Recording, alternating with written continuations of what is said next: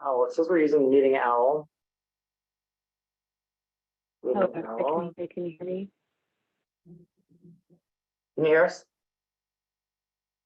I can hear you. Can you hear me? Yeah.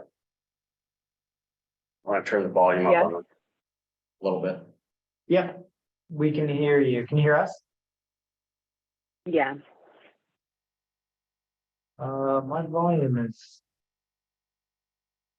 Okay. Meeting Owl. Here we go.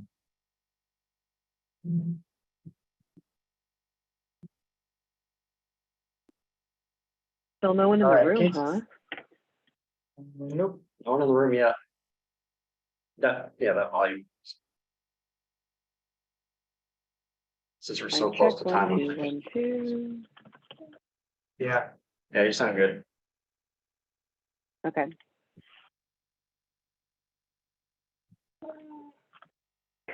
I'm gonna do a quick screen share. Check that. Can you enable screen sharing? Yeah.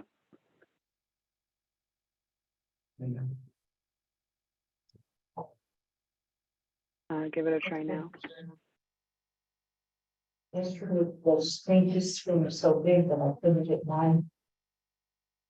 Word minutes. Oh, yeah. Sibo. And so, but today it's just like it usually is. Yesterday, for some reason, it's like the screen thing was taking up the whole. Even when I hit exit full screen.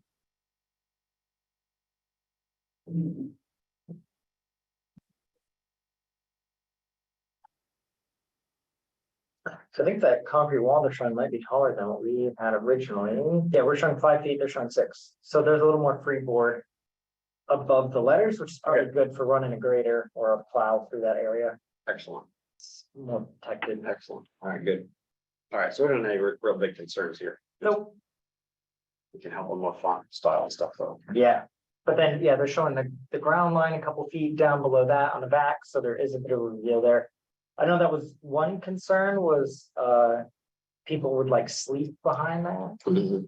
So, Well, there was also concern about having to put a railing up there in case, right, for fall protection. but I didn't see that in the plan set, any type of railing.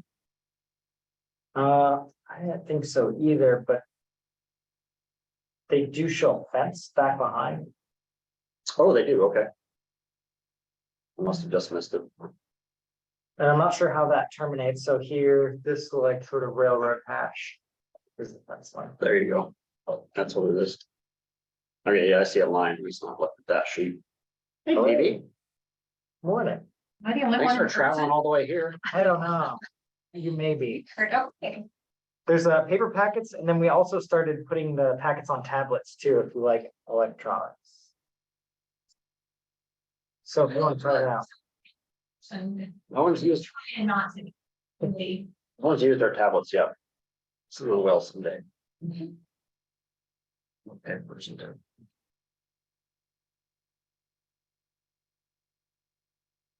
I heard you were in Philly. It was. How did you find that out?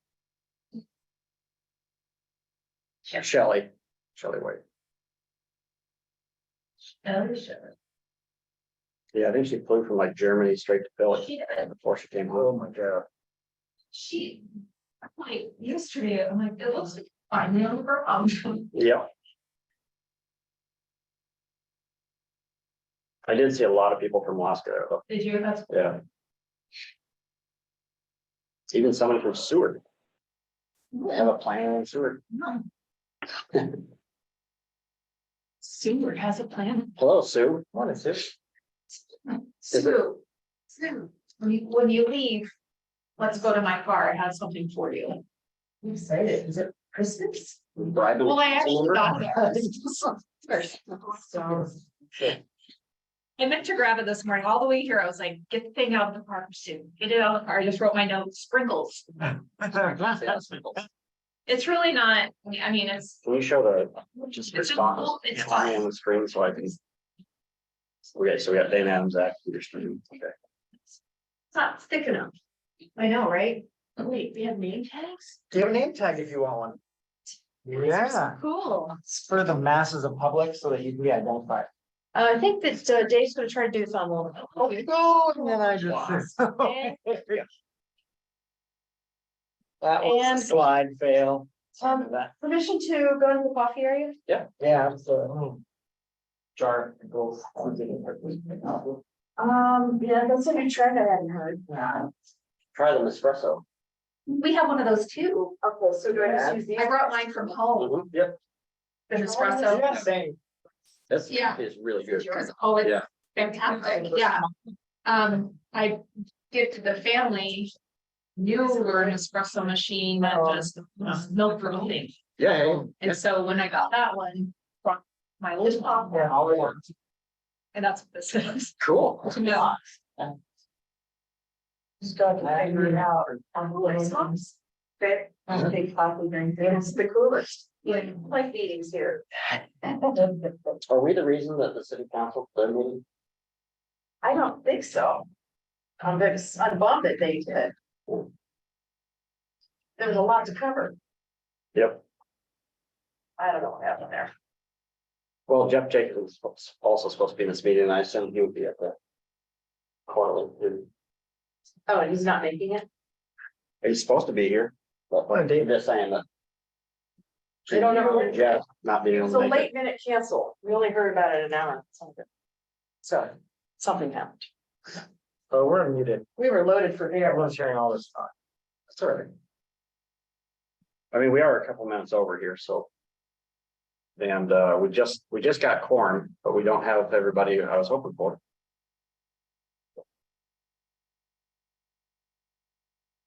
Sorry, my coffee's making noise.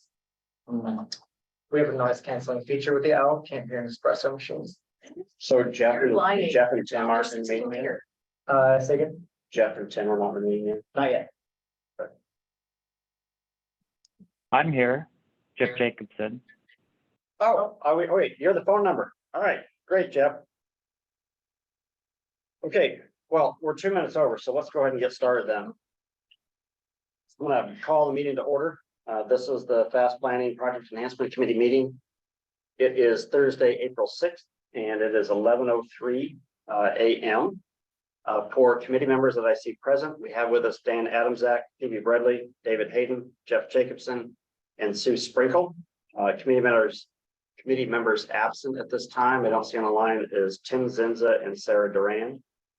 And just a note that Natalie Lyon is with respect, she is a new appointee to the Project Enhancement Committee, and she will begin her work on this committee at our next meeting in July. For Fast Planning staff, we have myself, Jackson Fox, Olivia Lunsford, Corey DiRutigliano, and Deborah Todd. And then for guests in the meeting today, I see that we have Randy Bailey and Peter Stern. Is there any other attendees I didn't list off? If there are, go ahead and unmute yourself and state your name for the record.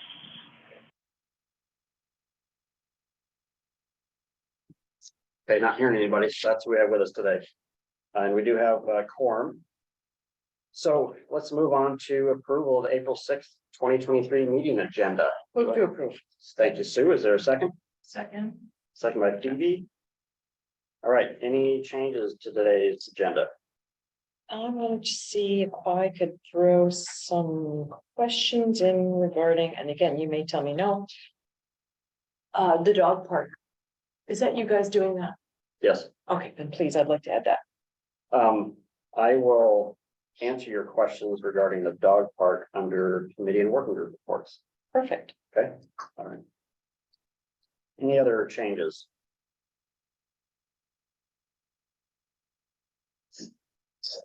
All right, not hearing anyone opposed to approval of the April 6th agenda as presented, and then we'll cover the dog park underneath item 5. Hearing no one opposed, consider it approved. This takes us to approval of the January 5th, 2023 meeting minutes, and on pages 2 through 4 of the packet. Do I have a motion on minutes? Move to approve. Thank you, Sue. Is there a second? Second. Second is Phoebe. Any edits to the minutes?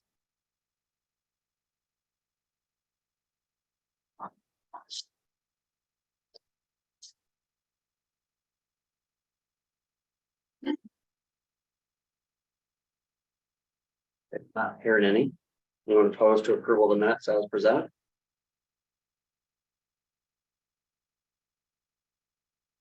Okay, hearing none, we'll consider those approved. So that takes us to committee and working group reports, including the chair's report, which begins on page 5 in the packet. There are 2 meetings over the past month that I'd like to highlight for the committee. First one of which is we held a special bicycle and pedestrian advisory committee meeting on March 7th. This committee has been working on a design concept for a pilot project to install bike lanes, to do signing and striping on a variety of city streets. And this design concept is something that this committee, again, has been working on for the past few months, and has prepared a package that was delivered to the city of Fairbanks. The city of Fairbanks will this summer have available to them $100,000 to complete the bid package and the design of that project. And we have $500,000 set aside for these bike lane markings for next summer in 2024. And I'm going to turn it over to Corey to kind of give you a short overview of what these design concepts look like. We do have them posted in full on the wall here in our office, but if anybody would like to see the full package that was delivered to the city, we can email you a link to download this. But Corey, if you wouldn't mind. Sure. Yep, thanks, Jackson. So in our packet today is a highly abbreviated version of this packet. I think it came out to about 60 pages between the front informational areas and system criteria pages and all the maps that came with it. This group developed an initial pilot program or a pilot system of roads that is intended to be put in place for about a year, striped with temporary paint.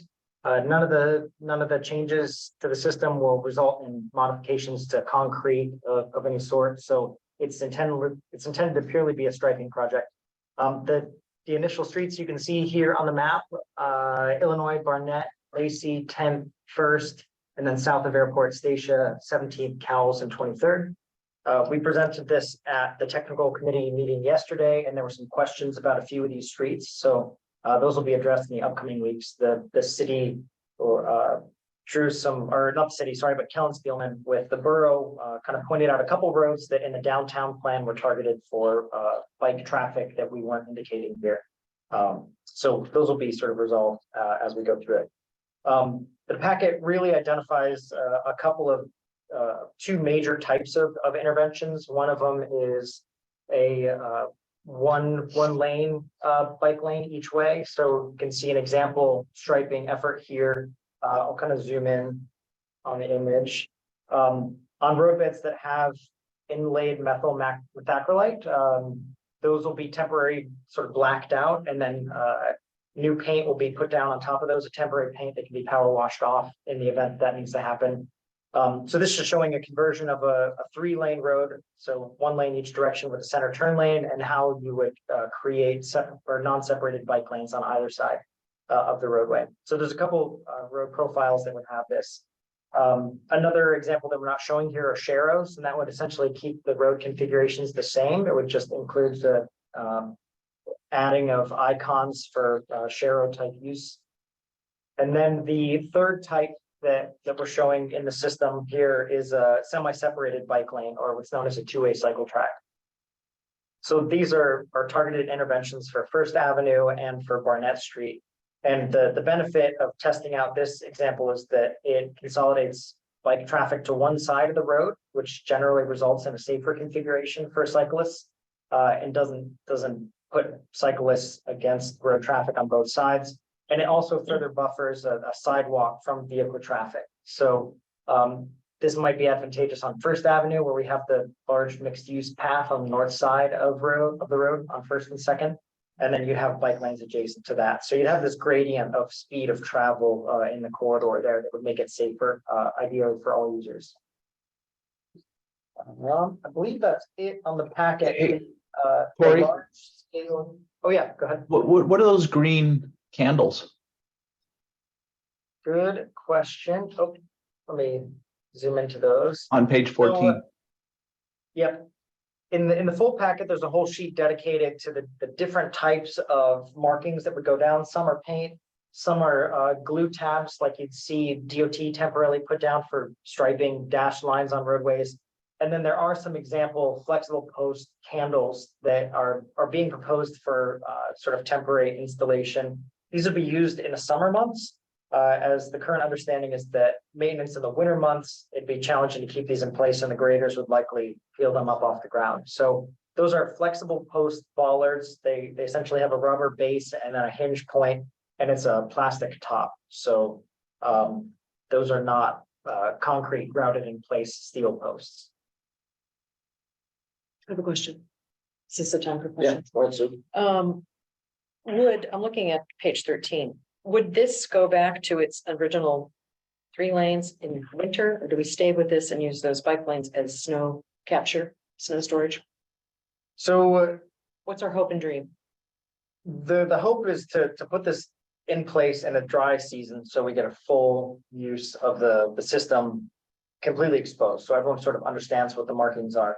It'll be accompanied by posts or like signage, vertical signage that's off the ground, so that you have that when there is snow on the ground. The hope is to try to keep the system in place through the winter and see how effectively it can be used, and not try to revert to a center turn lane with those on the sides. We know that there are concerns about expectations for snow removal, given these bike lanes in certain areas. But there's a statement that Nathan Bell's put together that sort of acknowledges that, you know, there are realities with how quickly snow is removed, and that there's a best effort being made to eventually remove it, but that after snow events, it is pushed to the sides. So a lot of these bike lanes are 6 feet wide, and just doing sort of an informal survey of the snow berm on either side of the road after plowing, it was between 3 and 4 feet wide. So it's our expectation that, you know, there will still be some bike lane visible potentially when it's scraped down to the asphalt. Because you won't have any marks on the road, but we all know where we are. Right. Okay, great, thank you. And just one note, I guess, for the full committee is that, again, this is a pilot program. We are using regular traffic marking paint. We do expect the paint to wear off within 1 to 2 years. And so this is just an initial network really to get feedback from the public as to whether or not our community would like to see the bike lanes installed in a more permanent fashion, inlaid, nothing sacrilegious. So, and we will want to get feedback, you know, not just from the cycling community, but also from vehicle drivers that you know will now be sharing the road space with bicyclists. So after the paint is down, it'll be a big public involvement, public engagement effort to see what people think about these. So this is, I mean, this is a temporary, intended to be a temporary project, and then the city can make decisions after getting the public feedback as to whether or not they'd like to see these permanently installed on city streets. Is it our hope to have all of So these Jackson, marked and ready to go for the 1 season? For the 1 season, yep. Okay. Yeah, this is the initial network. We have a larger network that's envisioned, but we did scale back the funding to just do a pilot program at this time. Okay, thank you. And Jeff, did you have something to so add? Jackson, I have a, yeah, I was just gonna say, when do you need to have this official response from the city of Fairbanks regarding this pilot project? So, you know, Jeff, so for your benefit, again, we are providing the city $100,000 to begin the design effort. Likely that money will not reach the engineering department until about June, is my expectation. And so at June is when the city will officially begin design and be able to, at the engineering department, will be able to bill their hours towards this effort. So at this time, I think it's good if the city is looking at this and trying to formulate some opinions on you know, which streets you guys are in support of, which ones you may not be supportive. But I wouldn't spend a lot of time on it until you have that grant for billable hours for the engineering department to really take a deeper dive. So we're thinking Okay, that that's good to know. Sometime, you know, late summer, the city can provide some initial feedback to the Bike and Ped Advisory Committee on what you guys are thinking to move forward or not move forward. So nothing this year. Great, thank you.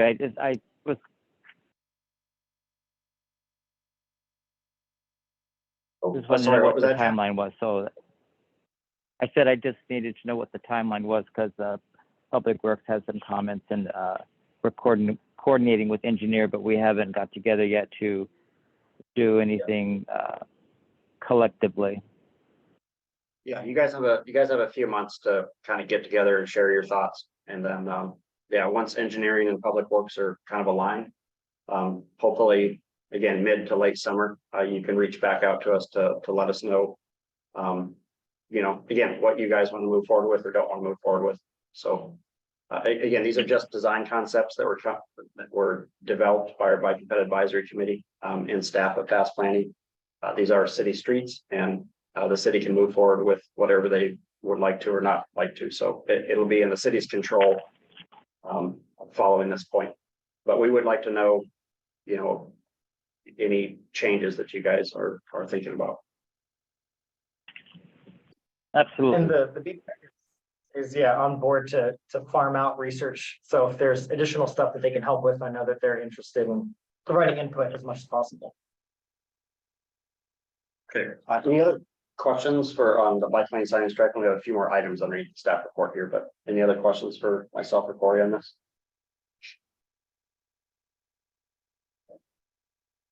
Look down line.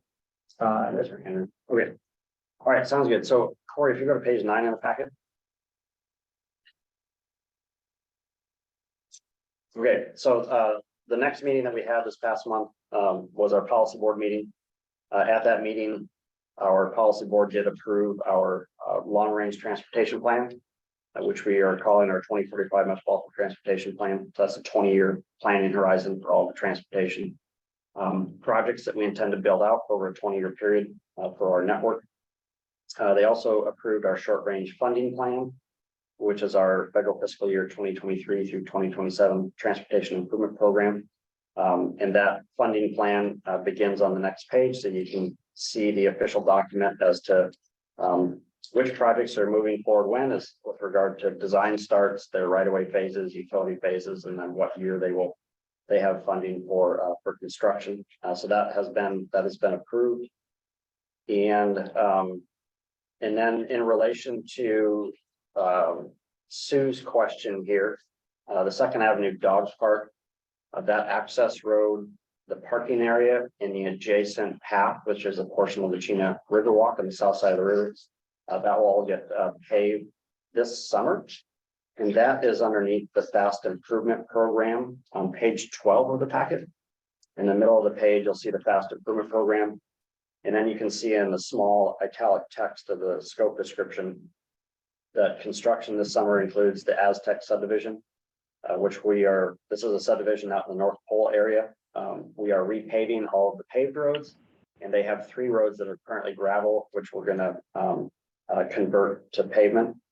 You'll see the Second Avenue Dog Park there, and then the College Road pedestrian crossing, which will have a crosswalk and rectangular rapid flashing beacon. But this is about a $2.2 million project, and it is going out to bid this month.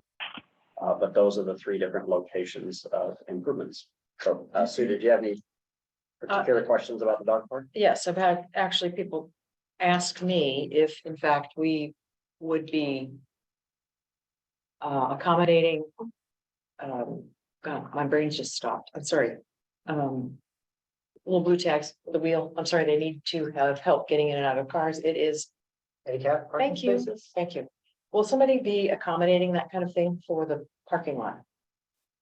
So all of the improvements, including the path resurfacing, since it's federal money, everything has to be brought into ADA compliance. So you'll have. But I think actual- that's limited to curb ramps. I don't believe in the plan set that there's any striping on the parking area. I'm being asked if we could consider that. For people who might need mobility issues, they have a parking space. I can ask the designer, again, this is ready to go out to bid, and I don't know if there's any striping included in the plan set at this time, but the city does their annual or biannual road striping. And my understanding is this is a city street facility, so it could be included as part of that. Okay, and that would also mean some signage, so. Yep.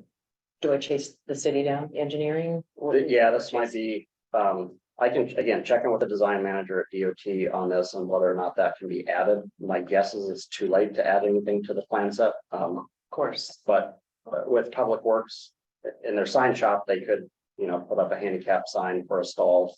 And also with their annual or biannual road striking effort, they can include that as part of the scope for a contractor to do that work. Okay, I've been asked a couple times about it, so I'd like to just throw that into the mix. Yeah, So no, thank you. yeah, understood. Thank you. Got a note. Follow back up to you on Thank you that. very much. Thank you. Okay. Any other questions with regard to the policy board meeting? Again, beginning on page 10 of the packet is the now official 5-year funding plan for local road improvements that the fast planning will be funding. And there are some informational tables behind that for the next 5 years as to which projects DOT is moving forward on state roadways. So you have both our projects as well as DOT projects in this table. Is College Road in here somewhere? Like the reconstruction of, doing anything to it? So there is one project on College Road, which I believe will occur this summer, and it's resurfacing College from basically the Johansson Expressway to the Steves Expressway. Fantastic, thank you. And that's just a preventative maintenance project. So it really is just repaving the road, Great. making some ADA upgrades, Great. but they're also replacing the rail road signal. Oh, okay, all right, thank you. All right, any other questions? Okay, not hearing any. So that concludes our committee and working group reports. We're now on to our public comment period. So any member of the public that wishes to provide testimony today on anything not listed as an action item on the agenda. We have no action items, so you can talk about anything on the agenda or anything off of the agenda. If so, you can just go ahead and unmute yourself, state your name for the record, and proceed with your testimony.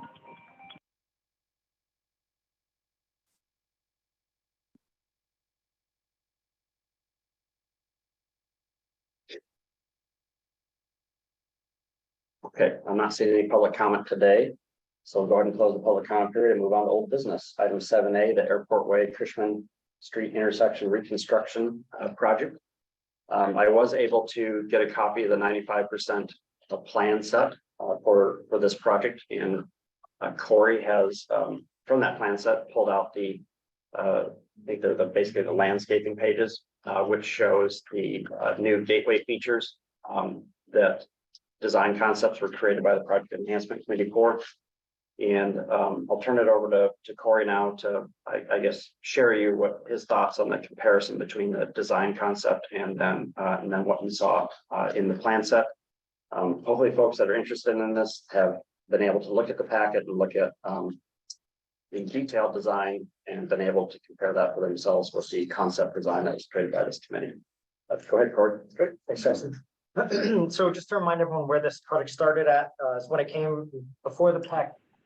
This was essentially the design that was being carried forward. It was a remnant from a previous plan. Can you remind me what this existing within Jackson? Where this was extracted from the sort of plaza idea? Years ago, the design of this intersection has been worked on for many, many years. And so it was, this is something that's been in existence for 6 or 7 years. I think it's been out, maybe longer. But something that hadn't been looked at in more detail until this committee got involved. But anyways, this intersection has been under design for quite some time. So it was just one of the initial concepts that was created early on. So yeah, from that packet, was this kind of artist's rendition of what would be built there, and then that was what was drawn into the design documents. There were a number of different concepts that were sort of looked at as part of the PEC, but one of the original ones, if you all remember, was, I'm sorry, jumping back and forth here, was questioning why a plaza exists at this location, given the amount of road traffic and the sort of lack of adjacent businesses. So some of the early ideas looked at inverting that and turning it into sort of a widened corner area, adding some signage, either Welcome to Fairbanks or conversely, another one that was just sort of more of an Instagram moment, the like Love Fairbanks sign. That riffed off of a number of previous projects that have existed in downtown. So the intent of this space is to be a gateway area. The big design features were a sloping kind of grass form back behind it with plantings on it. And then this is a sort of retaining wall with some signage. The next iteration of it really just looked at what the materiality of that sign can be, and the most recent design that was handed off prior to it being integrated in design documents was a sort of punched steel that could be backlit. So with this in mind, the designers on this project took those two ideas and essentially created a hybrid of them. So that's what we're going to take a peek at. Like Jackson mentioned, I pulled out some of the relevant drawings from this, and there are quite a few because I grabbed on anything that had aesthetic influence in the project. So I'll flash through some of these relatively quickly, but some of this shows the striping that's going to be there. So the impacts on crosswalks. It's odd. 1 second here. I'm getting dizzy. I know, sorry. This Close is your eyes. Blue beam is not as easy as some of the other Abort. presentation materials when you're doing screen sharing. Should do this way here. Okay, so here's the MMA traffic markings they show there, so you can see where you've got lane markings at, widened shoulders, crossing. Here's a more descript one, so you can start to see some of those design elements up here in the sort of upper corners of the screen here. Just keep flashing through some of these until we get to the meat of it. There's some of the side avenue crossings, the Noble Street piece.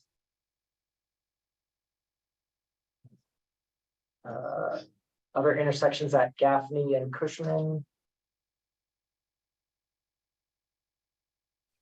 And they're restructuring this all the way from Steese to where?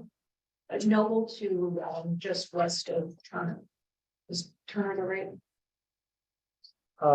Yeah, Turner doesn't actually connect, but yeah. Yes. Yep. Yeah, Yeah, there you go. here's the full scope. Okay. Alrighty. So here's where it kind of starts talking a bit more about the plantings. These are the landscape drawings. So you can see that the roundabout there on the southeast corner, the cul-de-sac, yeah, sorry, not roundabout. Yeah, there's nothing. This is the roundabout without the donut in the middle. So yeah, the cul-de-sac here, where the Lowe's truck was temporarily parked. And this is meant merely to allow emergency apparatus to turn around. That's the only reason for this piece of pavement, correct? Pardon? The reason this is a turnaround or not a roundabout. sorry, Turnaround. Cul-de-sac. Cul-de-sac is so that fire equipment can turn, right? Yes. Only reason that we have this thing. So currently 14th Avenue intersects with South Cushman. And so that's being closed off and yes, that will accommodate the city's fire engine to turn around. And otherwise, it's just a piece of paper. I get you. Yes, I'm being snarky is well, all. it's a piece of pavement that exists now, so it's a reconfigured piece of paper. Yeah, They're eliminating that connection to South Cushman Street. It's And too the close to buildings. The intersection. Yep, and the buildings. Yep. I believe that building's gone now. it is. Yep. Is that military resupply group building, is that gonna stay? That is going to stay. Okay. And that's it right there? Jackson, So Yes, go ahead, Joe. I have a question. So I appreciate this piece of real estate having some landscape features to it. I do have a grave concern with what happened on the 3rd Street widening. There are large pieces of real estate that's basically asphalt or field that has no public attraction or enhancements. Is there any way that we could take a look at that and provide suggestions for what to do with all those chunks of land that are kind of like orphaned over after the project? I'm talking about the 3rd Street across from the Gabora Mall, It was area. just done last summer, Can't think so of I it. don't know that we need pictures, do we? Oh. Well, this is Illinois Street. Yep, but he's talking about Third Street up by Yep. Mini, right? Yeah, did you So take some pictures of that? Yeah, I've got a whole O album. Street and Third. Where's this way? Yeah, Mini? just past where they tore down just past the gas station, there's big chunks of Oh, Yeah, yeah, real estate that's Yeah. just not being used. got it. My understanding is DOT was planning to sell those lots There we go. after this construction contract is complete. Oh, okay, okay. As long as they just don't stay the way they are, they just look horrible. I think there was some other background on those sites with contamination as well, which governed a little bit on what was able to be done, but I wasn't intricately involved with that, but I believe that that was part of the decision making process there. So What are was it they there? going to be able to sell contaminated land? Can I they don't sell know. contaminated land? I don't know. I don't know the specifics of it. I mean, contamination can sometimes be one of those things that over time will dissipate. But I don't know the details of that, but there was contamination associated with that gas station there, and I think some of that was encapsulated in that parcel next to it. But again, I don't know the details, but I know that that was one of the considerations there and may possibly be why it's capped with asphalt. Can we talk about that as a separate subject?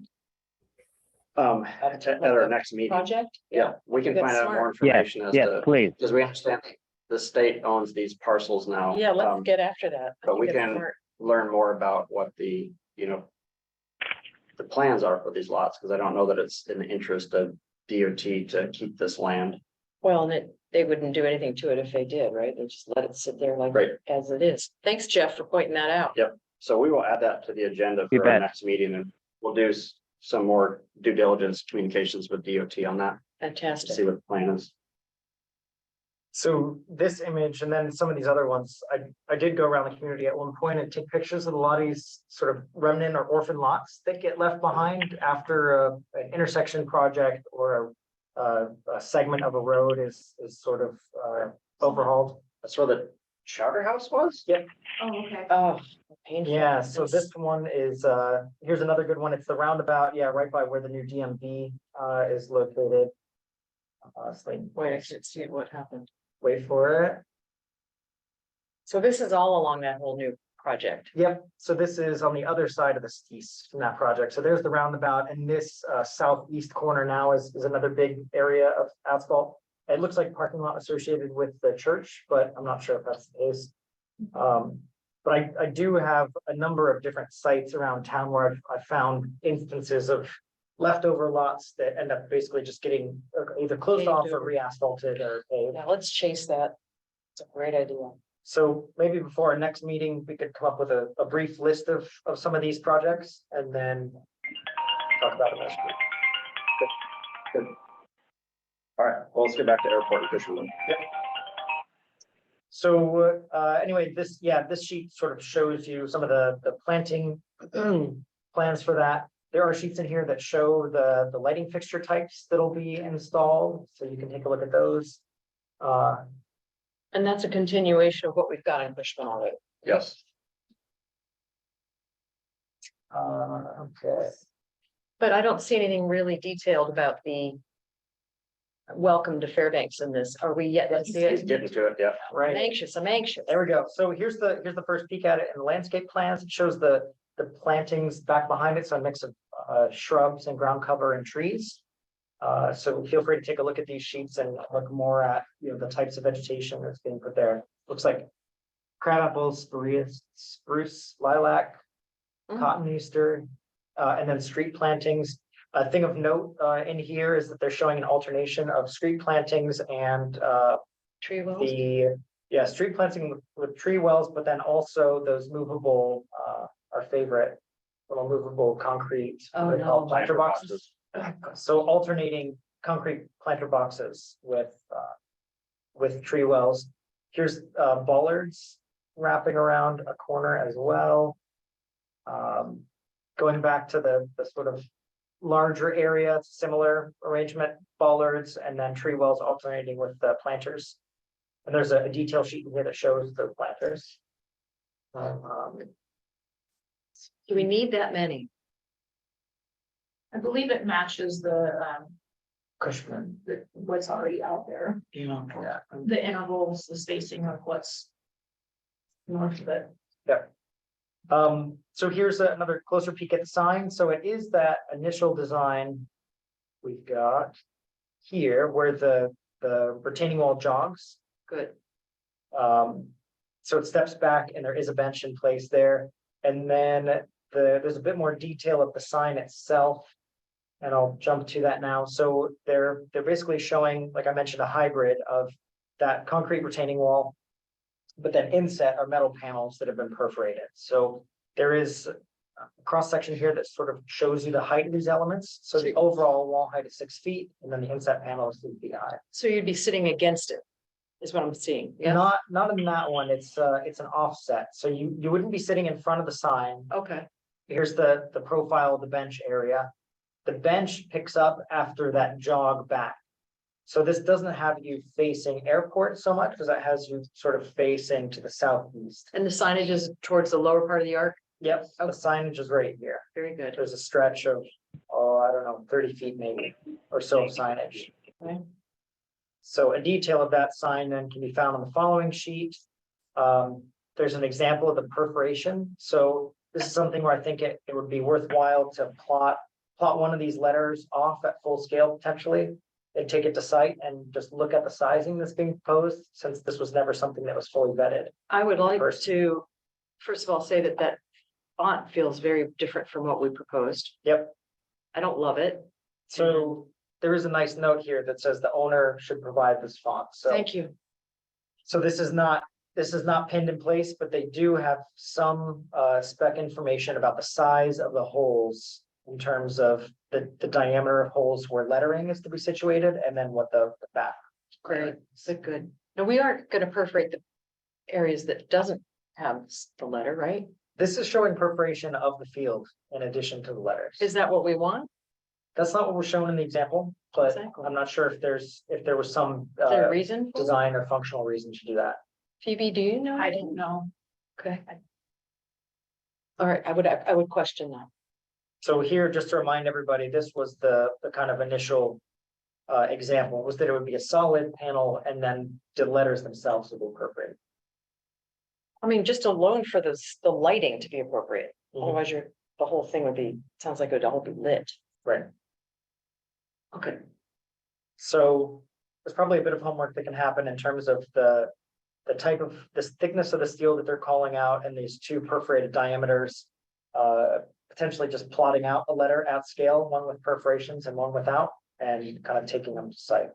But I would tend to agree. I think that having the whole thing perforated is gonna make legibility really challenging Mhm.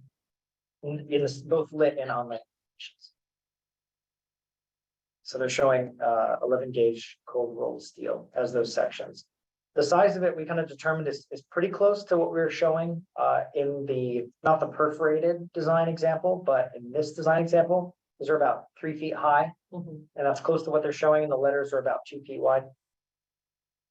And a modification that they made was having it higher off the ground, so you've got an area that you can plow up against without damaging the sign. So I think that's a good longevity move. But it's just a matter of looking at, how legible are these letters at that scale? All font issues aside. So here's another kind of zoomed in detail of that. So it shows you that these panels can be removed and they have LEDs behind them. Did we talk about how much thicker the font needs to be? Much thicker, you're talking about the letter type itself. Yeah, I think a font needs to be selected, and the design documents call for the owner, in this case, the us/city, to provide that specific font. But it's worth noting that each one of these characters should be designed to fit within within Single panel? a single panel, not bridge panels. So do we as a committee or subcommittee want to suggest, we'll come back together and meet and make suggestions?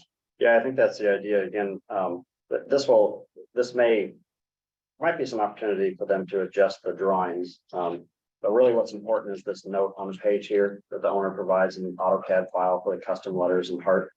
Yeah. And so, if this committee feels like, you could generate the concept with a specific font type and then a recommendation for, the whole size or not having holes on the background, just having holes for the letter. I think that'd be very appropriate to deliver that. Most certainly. I move that we do so. But again, in general, I think the design fits the spirit of what the committee came up with. Truly. And Yep.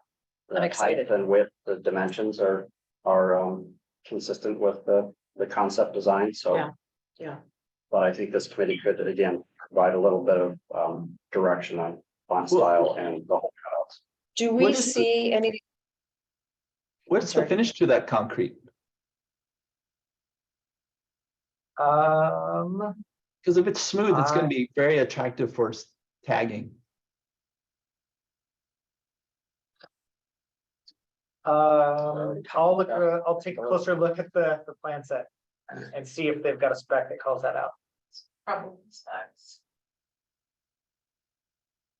Right, it wouldn't be called out in the plan set, it'd be called out in the specs. In the, yeah, concrete. Do we, Did you get the specs from them or just the drawing Just the set? drawings. do we have another signage opportunity on the other side? Because we talked about it as well, because you're coming from different directions and welcoming both sets of people, especially from the airport. Yeah, let me pull up the other one. So the other one is substantially lower. It's only 2 feet high. And that was the intent, was to keep that low and not take so much space away from the parking lot that the spur is at. So it's just a much more subdued It's design. just a on that landscape one. area with a curb. Find it here quickly. So they're not so welcome from that side? Well, I don't believe that we delivered any concepts to DOT with regard to the other side. We really just We did. focused on that. Thought we did, but that's, I'm just, So. I guess I have another problem with the bench. I'm not crazy. Sometimes. Well, we're no, open. the bench is labeled as 2 feet high on segment 3 west plaza elevations and cross sections. In the and that's on page L11. And on the section, it's labeled 1'7" and it's only 10 inches wide.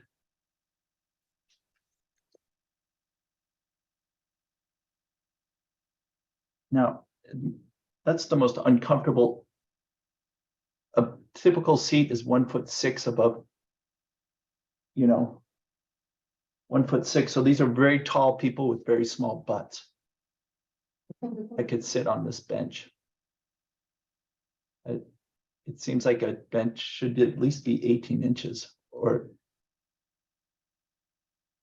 and then the height should be 18 inches. But right now there's 2 different heights as I see it. Section BB shows 1'7" and the elevation shows 2 foot.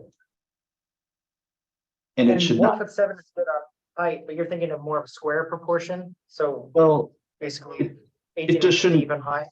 yeah, it shouldn't be 2 feet tall. I don't see the one in that package. Is it there? Yeah, page 52. So sheet L11. Well, you're, keep flipping pages. Yeah,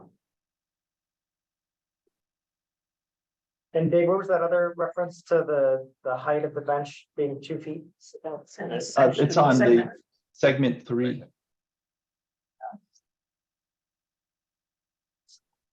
it was in the back of this. Oh, thank you. Oh, yeah. Wait, it says begin seat wall height varies.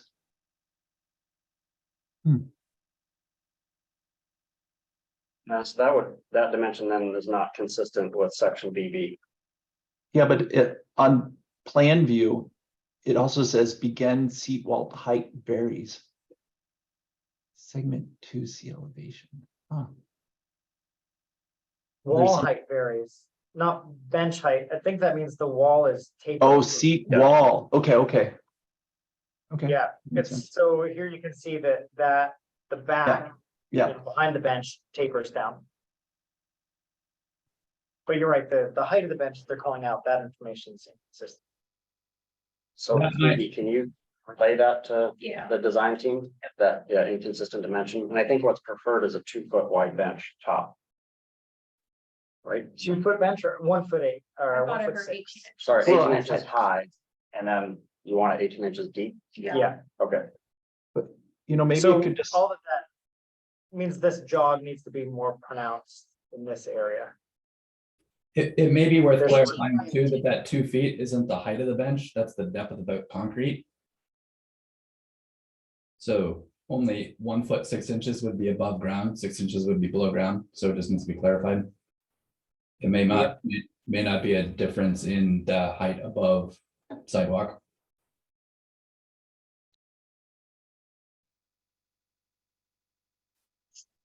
You're thinking this, Dan, that is what they meant by 2 feet? Yeah. Because you're looking at it from the front, so that could be the reference point. Because you're not seeing, there's a lack of detail rather on that 2 foot dimension. And then including that 6 inches that juts out. If they're treating that as a singular unit. But if that's the case, I don't know why that 12 inches isn't shown below. So regardless, it just needs some clarity on what they're trying to show on that. I'm not sure that the dimensions are different. Let me zoom out over to it. Corey, sorry to interrupt, but I am going to have to sign off because my next flight is boarding in a few minutes and I have to get to the gate. I'm here in Seattle on my way to Ontario, California to visit family. So I will be signing off. Good, perfect. you. Well, thanks for joining today, Jeff. Bet. Yeah, so I think exposed bench, 18 inches deep, 18 inches high. So whatever that does to the retaining wall and the overall thickness of the concrete pour is different. Something I am noticing though is that they're also showing an additional reveal here, and I'm not sure what that jog is shown for. Yeah. That's not indicated on the elevations anywhere, so I don't know what if that's aesthetic flair or if that's some other reason for it. It's 6 inches, huh? Or 9 inches? So it's showing a 9-inch vertical jog and then a chamfer back of an inch and then going up another 8 inches. So it's just unclear what. I don't know. Yeah. Or just for shadow, cast of something beautiful? that wouldn't make a shadow. Upside down now. It's a highlight. Yeah, there we go. Be a little glimmer. Some gold dust there. Heart of gold. Okay, so. Good catch. Thanks, Dave, for flagging that. So then I'll modify the sections and the plans for that. There also isn't any detail for where the light is gonna be, and I think this is. As far as I can tell anyway, I'll have to look closer at the electrical drawings, but I didn't see any indication of whether this is a top lit thing. If there's a field of LEDs back behind it, but this can also really impact legibility of the sign, so it's probably worth some effort to make sure that this is being done correctly, so it catches those perforations the way that is intended. I mean, another possibility would be to do maybe acrylic facing on the back of it that would catch the light and then scatter it more evenly. That would also prevent people from stuffing cigarette butts through the holes. Oh my God, Sorry, Sue. It's gonna happen. I'm just torn by all this tagging and. So that might be another thing that could happen that would give it a more even glow, and then you wouldn't be subject to any kind of shadows or inconsistencies in the LED placement behind it. is a frosted acrylic panel behind the perforations. I don't know what anyone's thoughts are on that. If it helps, I say, let's do it, but this sounds to me like this is the page we're gonna chase around as a subcommittee. The landscape details L12. Yep. Yeah.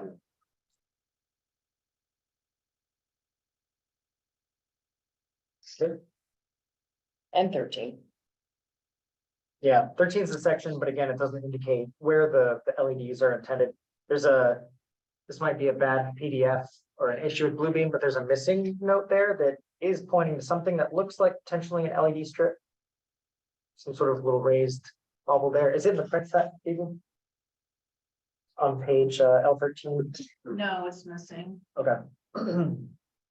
So maybe that's what they're pointing out. It's symmetrical top and bottom, so I would presume that's the LED strips.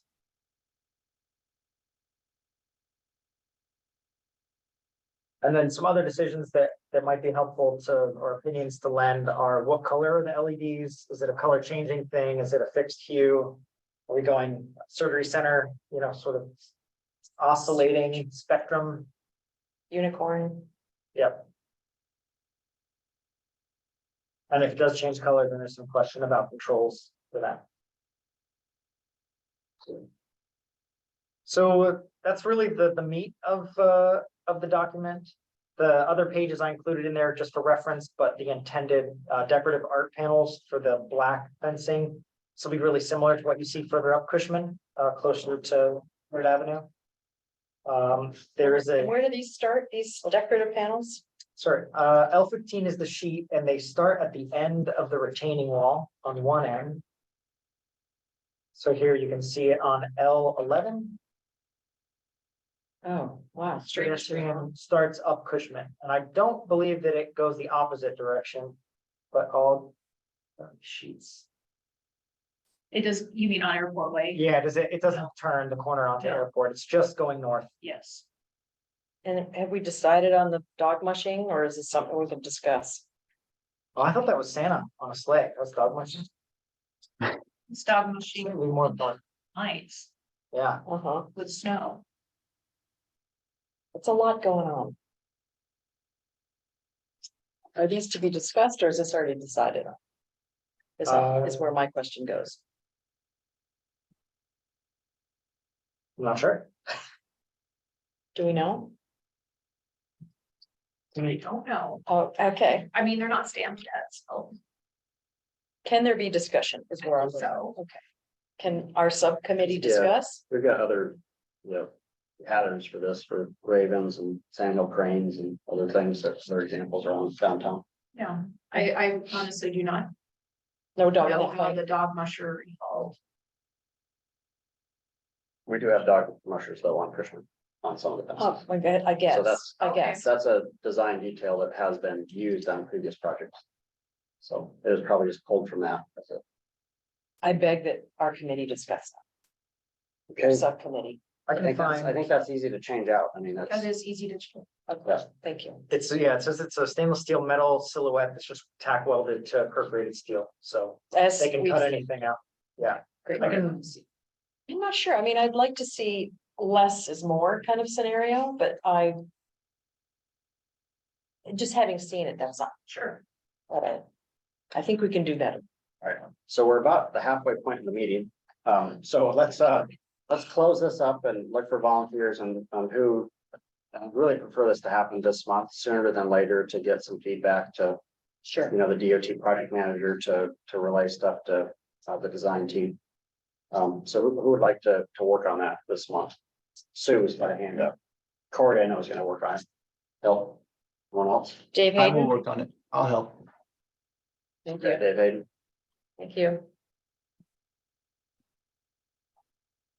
so the output from this will be just any edits or red lines on the document and then suggested modifications to the.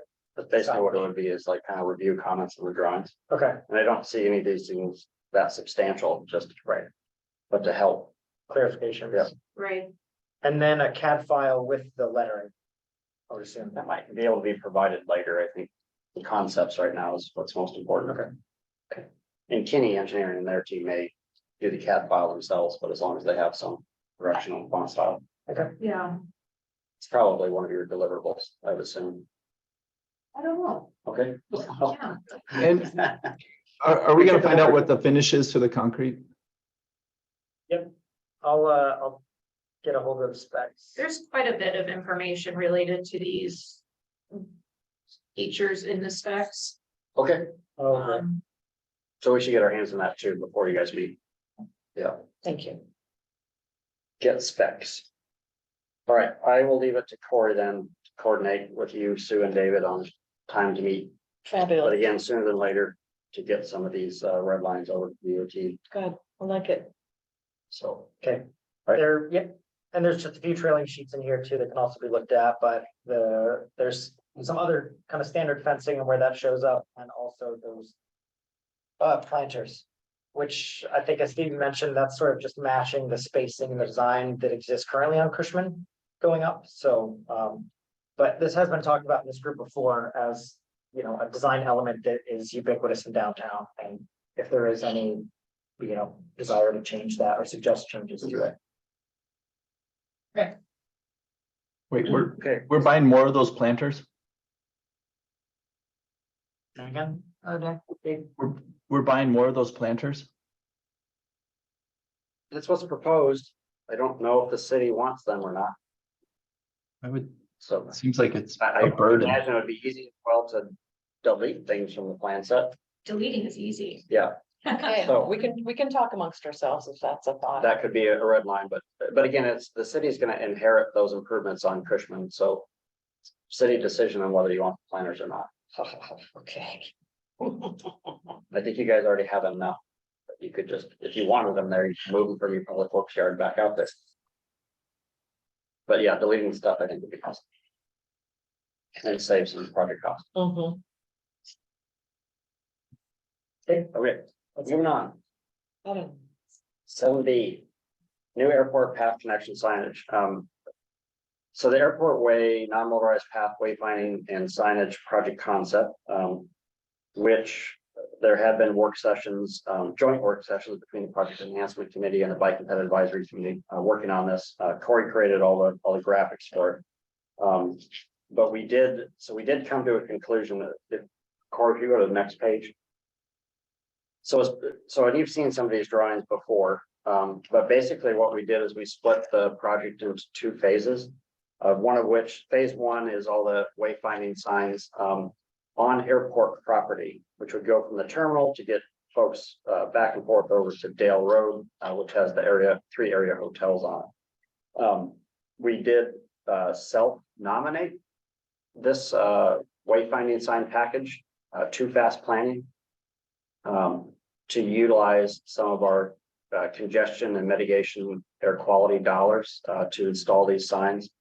And so in that project did score kind of middle of the pack, but our expectation is that we will actually get this into design this year and for installation likely in 2025, but they could be installed as early as next summer in 2024. Again, this would only be for phase one. We did meet with the staff at the Fairbanks International Airport, including their maintenance staff, and they were very supportive of these sign installations. It's not just signs along the route, but it's also informational kiosks within the airport terminal at either end, at both the west end near the baggage claim, and then the east end where we have kind of the Raven charter flight operation there, where they have a baggage claim. So in any event, this project is moving forward. Phase two would be to install wayfinding signs along Dale and Hazelton roads and Boat Street, all the way over to where Fred Meyer and Safeway are located. That could potentially be added to the scope of this project, though we don't have a commitment yet from DOT maintenance on installing signs along that route, because these are state roadways and DOT maintenance would have to be in support of or not object to these signs to be installed along those roadways, which would be their maintenance responsibility moving forward. The vision, though, is that these are low cost aluminum backed signs. So they're not the fancy wayfinding signs that we have in downtown. They will look very similar. But it's cheaper materials that are either affixed to a standalone perforated steel post with a concrete base in the ground. But also along the bike ped path along Ween Lake Road leading away from the airport. There's pedestrian lighting in which these signs could actually be affixed to. So again, low cost project that we are funding to get designed this year and installation in 24 or 25. And we have to do a little bit more coordination with DOT maintenance on kind of phase 2 of the project, but Question. yep. So if we did the signage affixed to standing light poles, does that take concern away from DOT as far as, permission? Well, the light poles are on airport property and they've already given permission for that. So the DOT issues on phase 2? Phase 2 I is see. where we don't have a. I got it.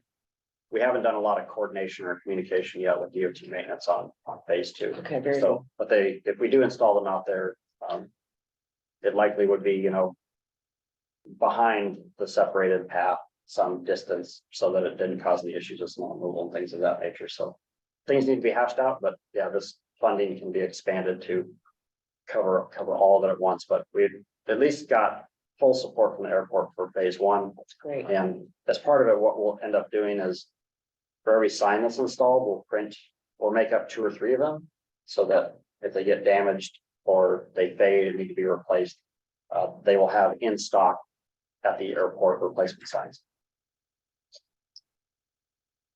And then part of the goal too is that this system eventually links up with the downtown. So that's why the style and aesthetics match what's Correct. trying to happen at this time. Is this a QR code or something? Yeah, there That little was, guy. there was some thought about, potentially trying to link this up with if there's a broader city webpage that, has information about events or other things happening in the community, that there could be some generic QR thing that gets tapped onto these that links people Yep. to what's. So we print like waterproof stickers, put it on it. Is there any way to do, and Yeah. you tell me if it's Lay 'em out. necessary? Could the QR take you to a foreign language map or something along those lines? We could, Yeah. such a map existed and we created There you go. it. One doesn't exist. I'm throwing it out that, if those people can't read what's going on that sign, Right, there's no pictographs there. because we've got Chinese lights, Japanese lights, Yep. Yeah, that's true. German, I think German's also. There now, Yes, it is. and a rectangular rapid flashing beacon, yeah, it's all been installed. Looks good there, though. Yeah, it And does. they've cleared snow. Yep, they didn't initially. But they sure did good the rest of the winter, put it that way. But they can plow with a pickup truck. It's that wide and clear. How was the location chosen? Crosswalk. So Pam Golden chose the location and it was intentional to be on that bend. Okay, She thought that was the most visible location for it. So, I admittedly speed on this road yep, and I was surprised by that when I first saw it. Yep. Oh my gosh. Yep. You don't speed, I know you. I just makes me wonder. Maybe it's. Yeah, a bit so- For Pam, but like, should there be like an advanced warning sign, a pedestrian crossing is ahead? that's a good point, yeah. We were talking about that too on that College Road crosswalk that's going in this summer, about some type of advanced warning lights or sign or something. The So, one that says you're going too fast? Is that what you mean? No, just What? No. pedestrian crossing ahead. yeah, so pedestrian crossing ahead, yeah. People. A siren goes off? No. I ignore that. Need somebody out there with one of those subway signs. So I'm just totally. Anything. Oh, it's naughty, I like it.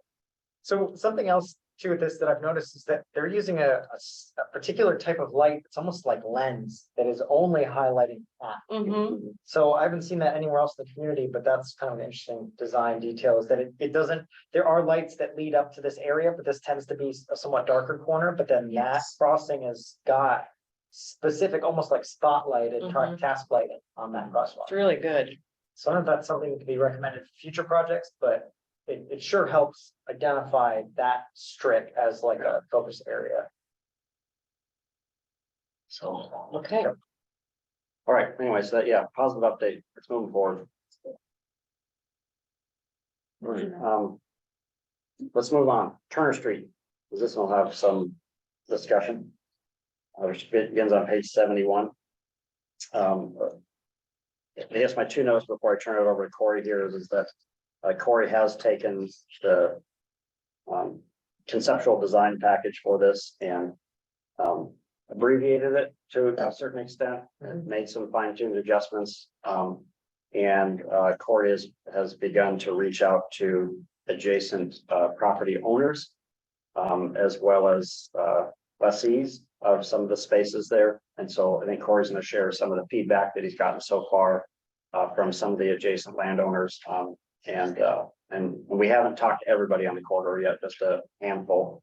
But we do even have another meeting set up for next week. So Corey, go ahead and give them an update. Sure, so this packet or the set of sheets here in our packet are an update from the last thing that the HEC developed. So I did consolidate the message a bit and tried to basically highlight some of the more specific ideas. And the message that I've been taking to the various owners and tenants along this corridor are that, you know, there are ideas to do something different in this space, but not sell it as there's foregone conclusions on solutions. So this page is intended to just, you know, give high level goals for what's hoping to be in there. The subsequent sheets, you know, kind of identify themes for each of the blocks. But again, I'm trying to keep those conversations really fluid with any owners, just so that there aren't concerns about it maybe not aligning with exactly what their visions are for the area.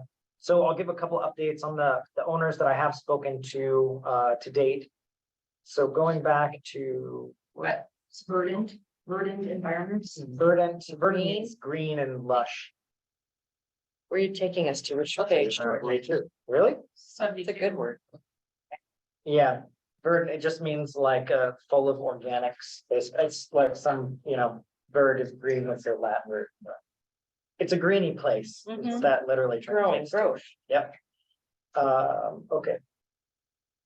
I don't get how the scrolling works on Pumpkin, this. where are we going? I don't know. Sorry, this is like, it doesn't scroll consistently.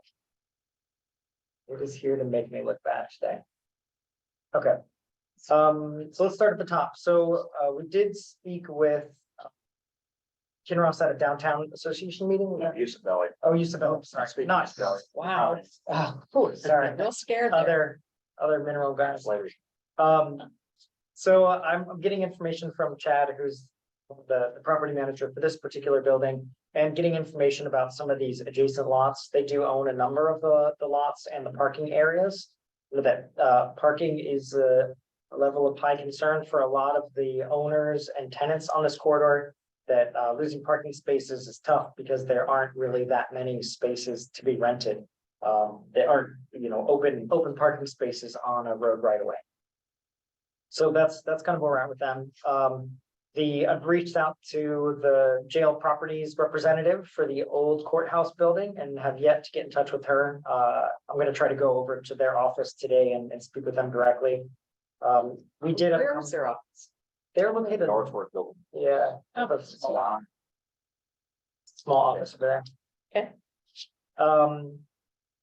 The tenants of that building range dramatically. It's everything from like law offices to Senator Murkowski keeps an office there. There's a lot of mental health professionals in that building as well. So nothing that's necessarily very public facing and like a retail or restaurant.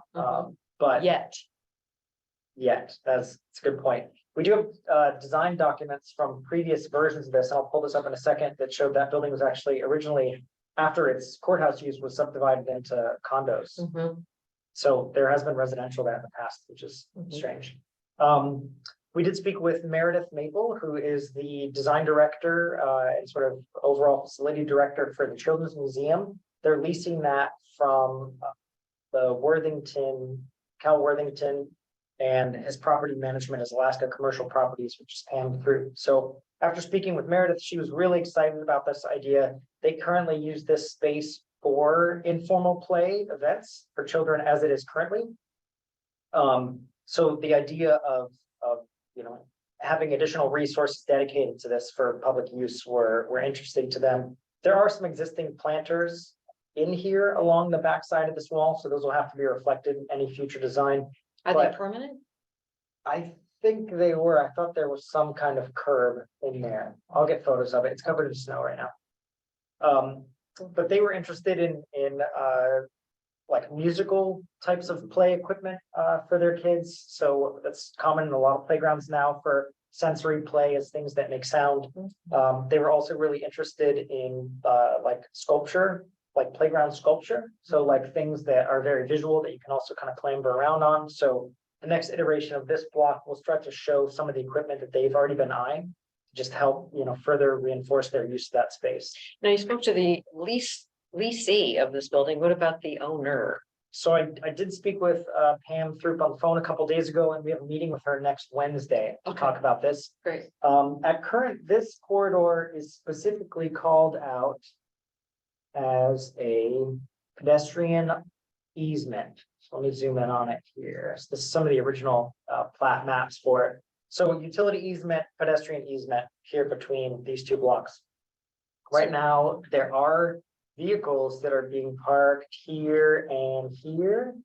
And there's some debate as to, we'll want to get clarification from the city on whether or not that's the intended use for that space. The property manager's primary concerns were that they do not want to support any project that results in the loss of parking. And they want to make sure that their tenants have utility in this space so that, And Pam Park's right there. and Well, so the city still owns it though, right? yes. We Still And it stay is right a away. pedestrian easement. That's- Yeah. We'll have to ask the engineering department, what that means to the city. Yeah. In my opinion, you should not have parking spots there if it's a pedestrian easement, Correct. so. That's how it sounds to me. Yeah, so I think her big concerns were that it sounds like she's been renting properties in the city for a while, and it's difficult to rent spaces that don't have, difficult to rent tenant spaces that don't have associated parking ability or availability. So right now, the Children's Museum, for example, utilizes rented spaces in this parking lot here that's to the west of the Sukas and the archery building. So they have a lot of people kind of crossing the road to get over to their facility because they can't use the adjacent parking lot as that's the post office. And so could the management company. Use those spaces, Yeah. presumably. It sounds like, after speaking with Meredith again yesterday, that all those spaces are spoken for. Whether or not they're actively being used is a different matter, but that they are already allocated to the businesses that Alaska Commercial Properties is handling in the area. All I'm pointing out is that those two cars, quote unquote, could park in the lower parking lot. Ideally, I think originally when I've seen this corridor, the planters that are currently at the bumper end of those two vehicles now have been pulled out to the curb edge. So at some point, they seem to migrate. Okay. And then the other concern, because this group does also manage the other Worthington building, which is down here, is that these spaces are integral to the use of this tenant here. There's something like 5 or 6 parking spaces right here that Sukas uses. We'll go back to the original aerial. But again, they have a parking lot behind it, right? Yep. They do have a parking lot behind it. There's also their entrance to their facilities on the other side. None of these are primary entrances Right. And to their that, business. where they're parking that's city road right away. Yeah, so I see. It's city, it's public property, but it's under the city's control. So the city can decide whether or not they want to continue parking use of that block or not. Okay, very good. Thank It's you. not JNL properties, so it's not on the tax rolls, pay for it. But anyways, so there's a little bit of contention here, as you can see. But with at Change is least one, hard. So we'll talk with Pam a bit more next week and try to learn more, but Meredith did talk with her and really advocate for additional play equipment or use of that space outside of their building. How do you, I mean, I don't know how long the Children's Museum leases. Is that an issue for us to worry about? Well, I think they are signing a new lease and there's also potential for change in ownership of that property. Okay. So that's all to be determined, but yeah, right now, price could be agreed upon, the Children's Museum will buy that building. Oh, that'd be interesting. but price this time is too high Prohibitive. or worse. Or it keeps changing. But it also would include that large parking lot. There, I think it sounds like they're trying to sell things as a Together. group. Okay. So Dave, to put you on the spot a little, the next person that we're hoping to speak with is Charlie Cole, who has this last building on the corridor down here at the southeast end of the blocks. So as soon as we can get in touch with him, I think that we'll have a more complete picture about how everyone's feeling about this idea and whether or not they have requests or concerns about what happens to it. Dave, did you happen to speak with Charlie yet? No, I'll send him an email and set up a meeting with him. Thank you, Dave. Yep. And I'll try to So do that that's first part of the week. sounds good. In general, the people you've spoken to. Overall thoughts are, wow, this could be really interesting, or is it mostly, I'm scared of my parking? It seems like a mix. It seems like there is anxiety about parking availability. And also the potential utility of it. One of Pam's sentiments was she's seen a number of projects where money's invested and it doesn't go necessarily the way that everyone was hoping it would. There's kind of an example down here at this block. There was some work that was done to try to beautify that a couple of years ago, which I think left a bad taste in a few property owners' mouths. So, You know, okay. This is a cool area to maybe do something like you guys did last year with the street art. Yep. Kind of, you know, there could be opportunity here for a pilot program of this corridor concept. That begins with just paint. yeah, And it is the intention of this. yeah. Yeah, I think that's kind of the leading edge of this whole effort is to paint it, start identifying it as a unique space. To own it. And then exactly, and then start installing some of these more like involved pieces and parts. So, and one thing, I don't know if you mentioned this, Corey, but Corey did talk to Sukas. Oh, yeah. And one thing that we learned was that in this space here on the bottom block, which we're calling entertainment, they do luau's outdoor. They do? Oh, Never seen it. but never have Apparently I. they do, but it would be consistent with Yes, the use of the space. to have Fantastic. Luau's there. okay. And another suggestion by Meredith was that they currently park their food truck on the opposite side of the building, which takes up 2 or 3 spaces. But they could park their food truck in this area Mhm. and then have that available for easier sure. pop-up outdoor events. So And just they're, operate food service out of it. look at us. Yep. Everybody's all So- on board. Ish. I think this block and then the Children's Museum block are Low-hanging something fruit. that, yeah, that we could move forward with. I think the courthouse block is the most difficult because of the on-street parking loading zone. But, anyways, Thank you, guys. I did verify though, courthouse loading zone is not actually in this space. The courthouse loading zone is on Second Avenue, Oh, but I do, curious. yeah. but there you are see 88. FedEx and UPS drivers pulling up there, but there is a dedicated space around the corner for them. Okay, that helps us. So, I mean, one thing that comes to mind is if this does become, a sort of informal food truck area, is that you could still have a pull-in kind of parking zone. I'm sure if this is super legible to everybody, at either end of the corridor here, and then block the rest off with planters that can be moved in the event of a big, mob or demob thing that's happening in the building. But that would still allow for things like ADA parking or sort of temporary 30-minute loading zones close to the entrance there without having to keep this completely open for through traffic. Do you have any intention to talk to Bobby? That is something that I've been thinking about, but haven't done it yet, I mean, but we should. maybe not Yeah. essentially, but but that whole eastern portion of the parking lot is owned by Usability. I mean, technically, It so says that, it Bobby's. says Bobby's parking, that's not Bobby's parking. Yeah. Sure, That's I should Usability's change parking lot. okay, thank you. But we should talk about if there's food trucks there, you might think or they might think it's a competing with their restaurant, Mm-hmm. but. Disagree with that statement, but anyways. Does he those open for conversations. lunch? Does he do Yeah. lunch? he's open for lunch. Oh, he is now. Okay. Well, he's in the summertime. I mean, I didn't He is think. right now. Okay. I didn't think you did. Okay. Yep, I'll add that to the list of owners to contact. So we have more people to speak with and we'll have another update at the next meeting. Thank We you. haven't identified any funding yet, but I think this next step here, talk to adjacent property owners is pretty critical to see how this might be steered forward. Thank you. So Thank you, guys. you'll have to work with your chief of staff to get us permission to paint the streets. Yeah. Just tell me when to pull the trigger, I'll chase it down. Yeah. So.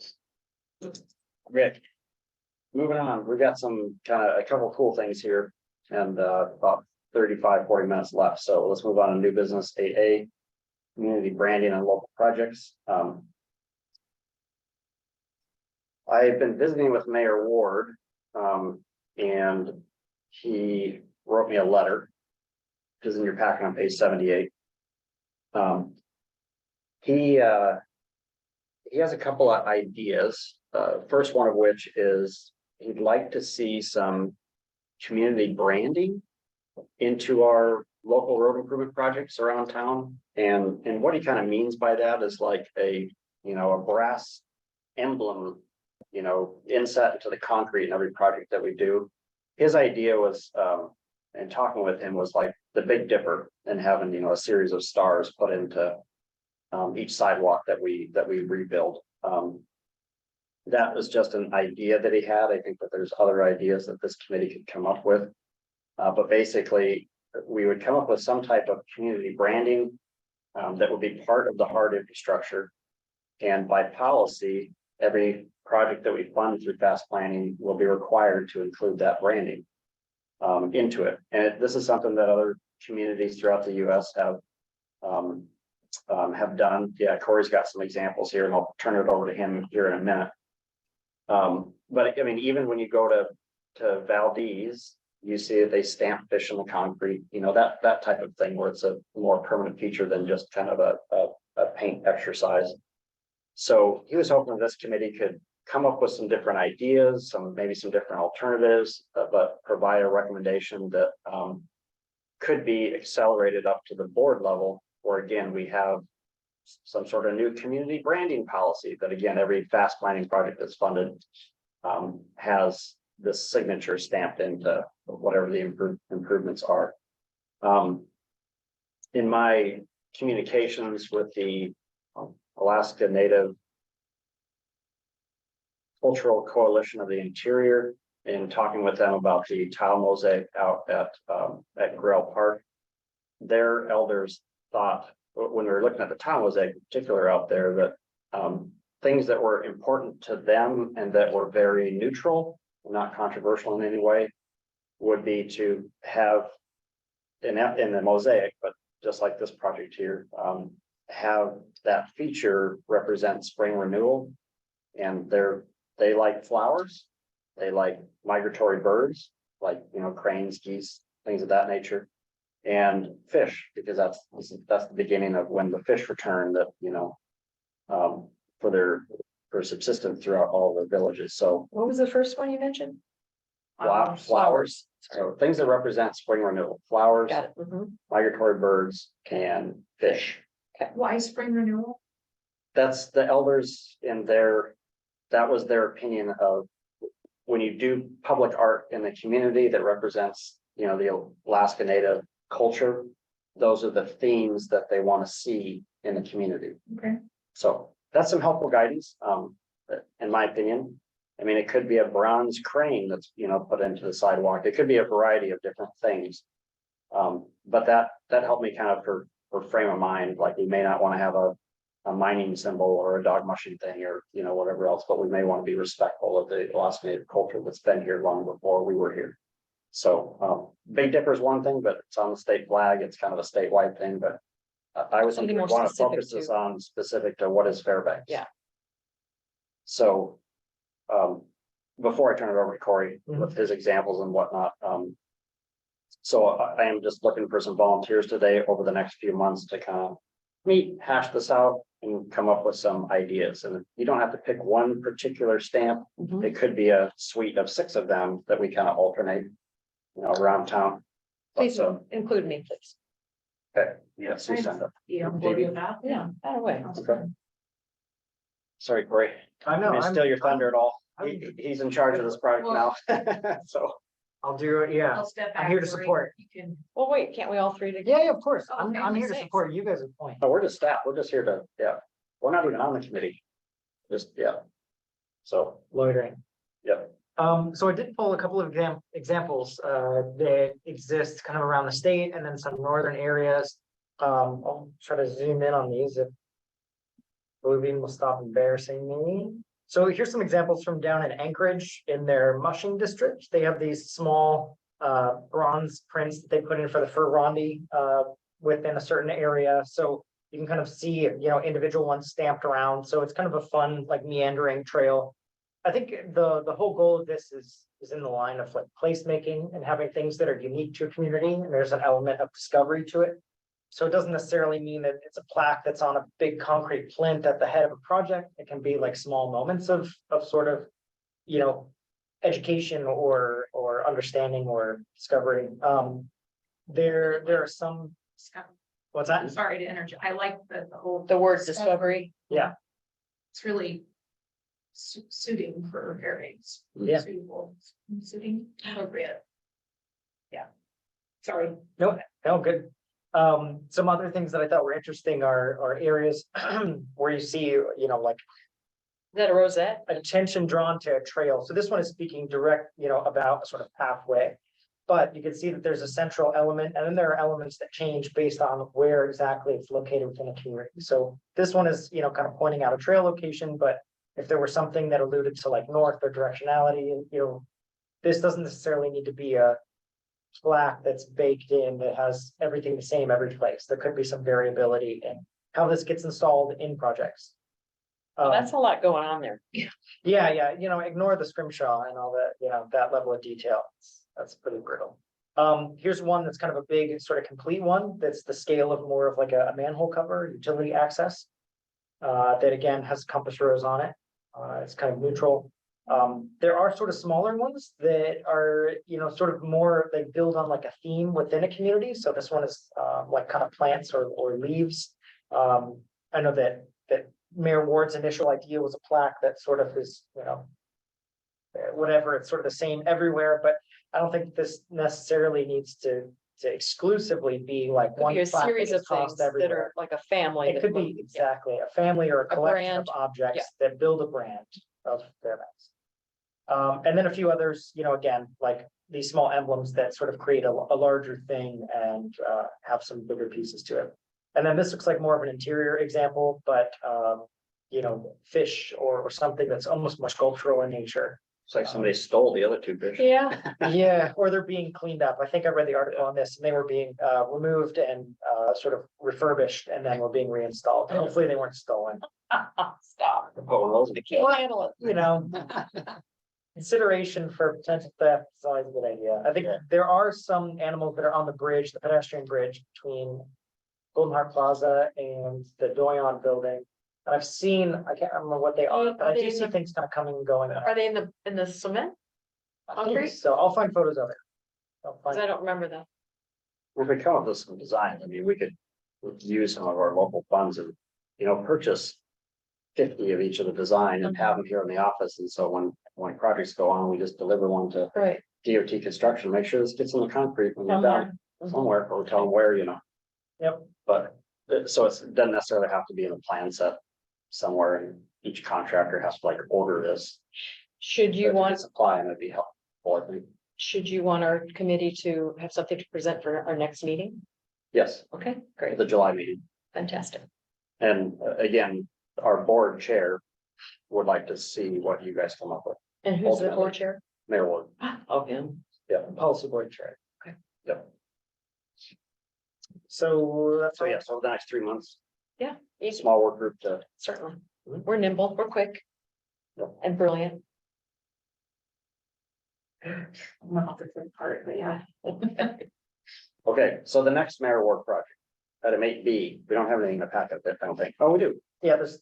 Okay, I got some examples. So the other idea from Mayor Ward is that he'd really like to have a welcome to Fairbanks signs installed. I mean, grandiose, right? Out along the parks and Richardson highways, possibly even the Sleece Highway. Although there's not many people that live north that travel on the top. But this is something that he's been pushing at the borough level for a long time, and he did self-nominate this to the borough's capital improvement program. As you can see at the top of the screen here that Corey has. But this is something that by the assembly has been kept kind of being pushed out as far as funding. So it's in their capital improvement program, but it's years out. And in my opinion, I really think that we need to have a design concept for what the Welcome to Fairbanks sign would look like. To be able for Mayor Ward to present that to the assembly to look at this pretty picture, and it might help him with getting some acceleration in the capital improvement program to get these installed. Of course, these would be installed in DOT right away, so there's lots of considerations of that, and there are some small wooden signs out there along the parks of Richardson that say welcome to Fairbanks. But he's thinking, much larger, and something that truly shows off some pride in our community, that it truly is a welcoming sign rather than you've reached your destination, you're in Fairbanks now. So something more along these big arches, or something that's, as you say, I grandiose. don't know if we can do an arch on the parks check for the Richardson. I don't know Oh, if we because of could. trucks and whatnot. Yeah, Pretty big it would stand. be a massive installation, but I don't want to take that off the table. Okay, I think his idea was just something on the side of the road, the right-hand side of the road. But something that, is potentially 40 foot tall and 20 feet wide, and just something big. So anyways, Corey's brought up a few examples. okay, So awesome. And should this tie back with the Could, best inlays? it could do. it could, It could. yeah. Yeah, if there's some. And Mayor Ward doesn't know that I'm bringing this to this committee. He didn't ask that I bring this, but I'm doing this to help him. Well, it's the perfect committee to do this. Yeah. Jackson, was he specific to Fairbanks or like a North Star Borough thing? Was it specific to the Fairbanks city, or was he looking for welcome to North Star Borough? No, he was specific to Fairbanks. Okay, He wants it welcome to Fairbanks, not to the borough, like the borough boundary signs. And he said that North Pole is sufficiently covered with some of their signs out there that I don't think he ever got DOT permission to put in, but they're out there now. So, no, he was saying specific to Fairbanks. This is kind of curious. Yeah, so I'll go In a down through bizarre, weird way. some of the examples. So there are a couple in Fairbanks, like we already mentioned. This one is out at the airport. As you come in, it looks like a driven wide flange beam and some steel and concrete. So it really matches the aesthetic of the architecture that's at the airport. And this has got a lot of Lions Club and a few others that are kind of indicated on this. I'm assuming they're the funders. There's the Welcome to Fairbanks sign right as you come into town from like around the Gold Hill area. It's off to the side. I didn't take a picture of the golden rocks, the gold you. planter rocks, Thank you. because that should just die under the snow quietly. It used to be miracles. I heard there were flowers. It is- Organics give a completely different vibe than spray painted rocks. But some other examples from around town are these aerial type signs that bridge a roadway. So the East Ramp one is one that's kind of interesting. It's thematically very airport. And it's got some brass inlays on either side, but it's kind of blending almost like a wood, driven pile kind of aesthetic with aeronautic. The Valdez one that Jackson had mentioned is really substantial. It is on a DOT right away, and it was my understanding that wasn't necessarily, nobody blessed that, it just happened. Yeah, you can tell. Takeaway feature. Yeah, I got hives looking at this thing. there's a couple, welcome to Alaska ones along the freeways into the state. Welcome to Anchorage is one that I found. I'm not sure if this is contemporary or older. It's gotta be from the 1980s. It looks very Stranger Things era. Yes. Yeah. And then some other ones, as you get to smaller communities, there's a huge range, some of them are hand carved signs and hand painted. One of the things that Mayor Ward had kind of indicated, or that the nomination had indicated, is that there would be some landscaping in front of it so people could get out and take photos. in, again, like placemaking or an Instagram type space. So some consideration, not just for the sign, but also how people photograph it and get up close to it is in order. Is that something we want to encourage? I guess what was Yeah. called out was a pullover area. Oh, Yeah, okay. the Mayor Ward's vision is actually described on the top of one of these pages here. Yeah, I've got it right here. He did want it to be located at a pullout where people would pull over Okay. and, take a picture and, put it on Facebook. I'm in Fairbanks now. Okay, That very type of good. thing. I see it. I think the restrooms at the pullout location are a stretch. Yes, no one will maintain them. But yeah, that is intended as part of this. It's big, it's grandiose. Wants people to stop there and take their picture with it. There is that overlook that's about 20 miles out of town or something, that rock that everyone keeps spray painting. There's a little pullover area. Bush Creek, yeah. Yeah, is that what it's for? So that's an area that people pull over and I see lots of folks taking photos and that's kind of a similar feel to a smaller pull-out space. This Soldotna one is intense. There's a lot of effort Wow. that's gone into it. It's like it's corporate Yeah, it campus. looks like a hotel sign, It does have a 5-star hotel. a I don't certain- know about that even, but it's interesting. And then there's some smaller ones, the Trapper Creek ones are ones that are sort of, Can you, wait, I think what I love best is that this very professional looking, air quotes, signage, and then that S is so strange. It's like someone did some strange sketch and they just, I'm trying to figure out Turn if it there's in. salmon in there in the river. That's, I can't That would be the Kenai River because it yeah. goes right along Soldotna. And I'm wondering if the green is maybe a salmon or something. It's hard to tell. Yeah, or we don't. yeah, it's kind of Alaska Airlines abstract. You can read into it like a Rorschach. There's, yeah, definitely a river running through it. All of the Trapper Creek sign that needs support. Mhm. Well, I'm sure the concrete is setting up. Is that what's going on? That's my hope. Okay. It's temporarily braced. Okay. And then, there are some more kind of down in Girdwood and Delta Junction. So I pulled a lot of the Alaska examples because a lot of people come to the state and they drive through these communities and see them. So you can see thematically the range that exists from, hotel campus to, a local guy or The gal. Coldfoot, I love carving that. it. That's Yep. crazy. But he wants ours to be the biggest and the bestest. Is, Yeah. right, never mind. So that's gonna be a challenge for us. To Yeah. come up with something better. So that's kind of what exists. I didn't pull a lot of examples from the Alcan or Canada or the lower 48. But certainly there's a glut of example out there.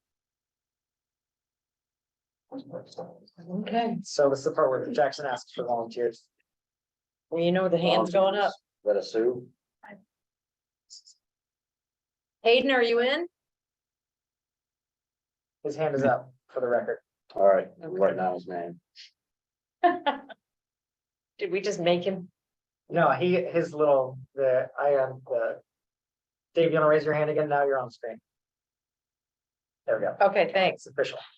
You got me too, right? Yep. Okay, cool. Yep, we got you. And some of these, when we do work sessions over the next couple of months, could be combined topics, 2 hours. Yeah, for sure. Because I think the community branding and the wayfinding signs might go hand in hand to discuss together. Airport Way and Christian Street is probably a separate meeting that just looks at some red ones. Okay. That's All right, so my last thing to present is 8C. Our recent round of project nominations for transportation projects to improve air quality.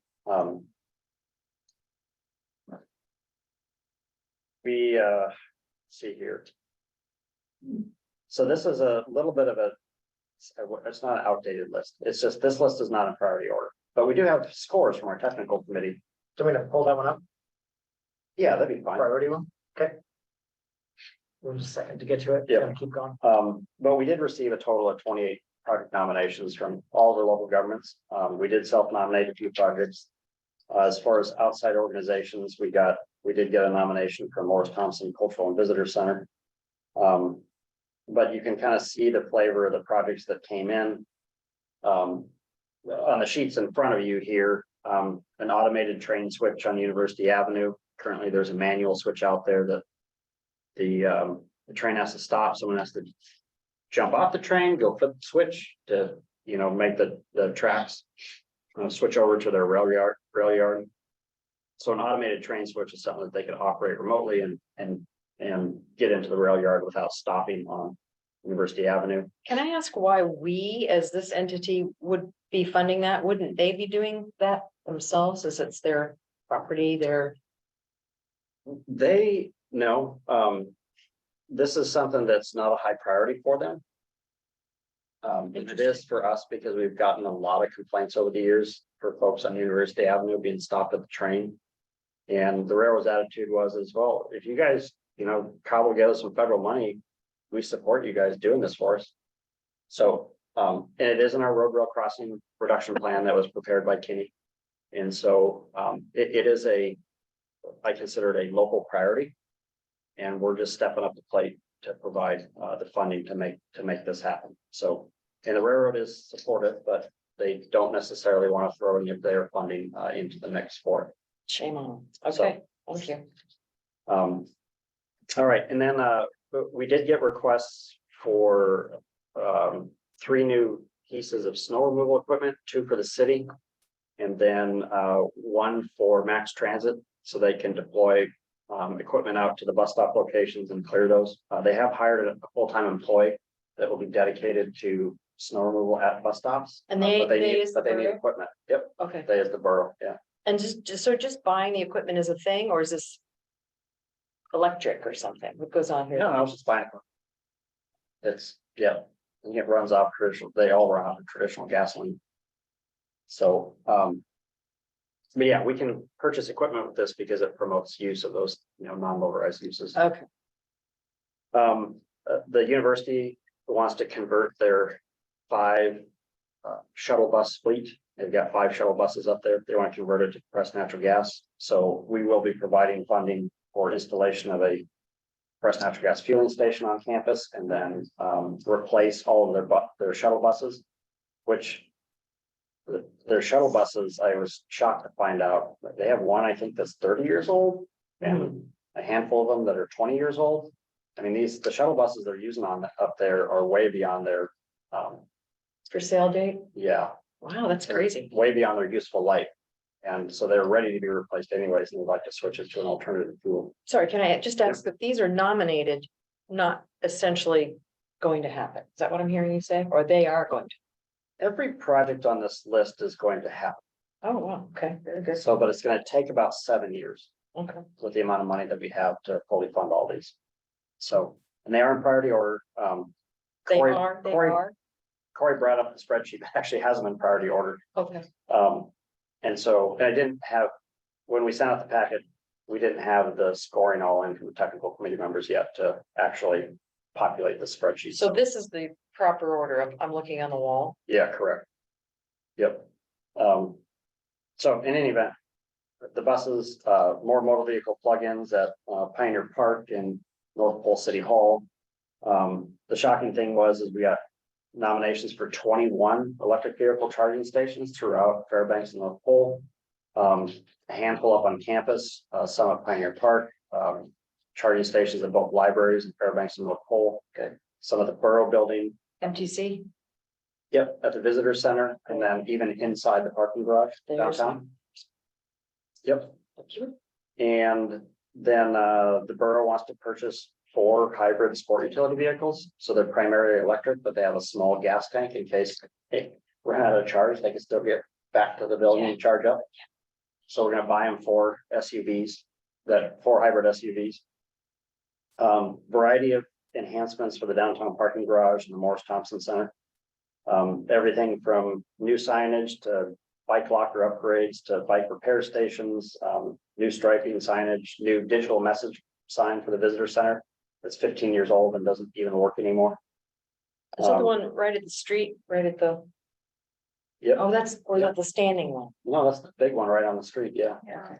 And then a rectangular rapid flashing beacon at the crosswalk to that transit stop. And then there's like these informal trails through the bushes to their parking lot from the transit stop. So we can pave those, make them formal trails. Conversion of some of their old lights to LEDs. So we have that. High school access and circulation plans. one thing with safe routes to schools, we did studies for all of the elementary and middle schools, but haven't done any for the high schools. And the first one that we want to do is for the West Valley and Hutchinson High School campuses to look at their access and circulation. But what we're pretty certain about is that at a minimum, West Valley High School needs a roundabout at the front of their campus off of Geist Road. So we'll do the circulation access study first to confirm that the roundabout would be the appropriate treatment there, but there might be other improvements that are identified as well. But West Valley High School, their principal is very excited about the possibility of a roundabout. So I did meet with them, did get a letter of support out of them. So Can I have a comment on that? Yep. This is maybe a little off subject, but one thing I was always curious about is why school buses aren't equipped for students' bicycles, like transit buses are. good point. I've never heard that question come up. Well, it occurred to me, a few years ago with my son and just, before he could drive, how that would have been an opportunity. He could have taken his bike to school. Rode the bus to school, taken his on bus, Yep. but had it for after school. Especially if there's after school activities where, yeah, That's a great. if you're gonna do that, then you don't have bus service home. Right, so for obviously, Yes. high school kids is maybe middle school too, I don't know, but just always been curious about. You've seen that anywhere? So I do know that some buses have the crossing guard, like piece of equipment on the front. It's a little gate arm that swings out that helps prevent kids from walking within a certain distance of the front of the vehicle. Yeah, That way kids have to walk out and around so they don't, get out of sight. But I just pulled up like a couple examples.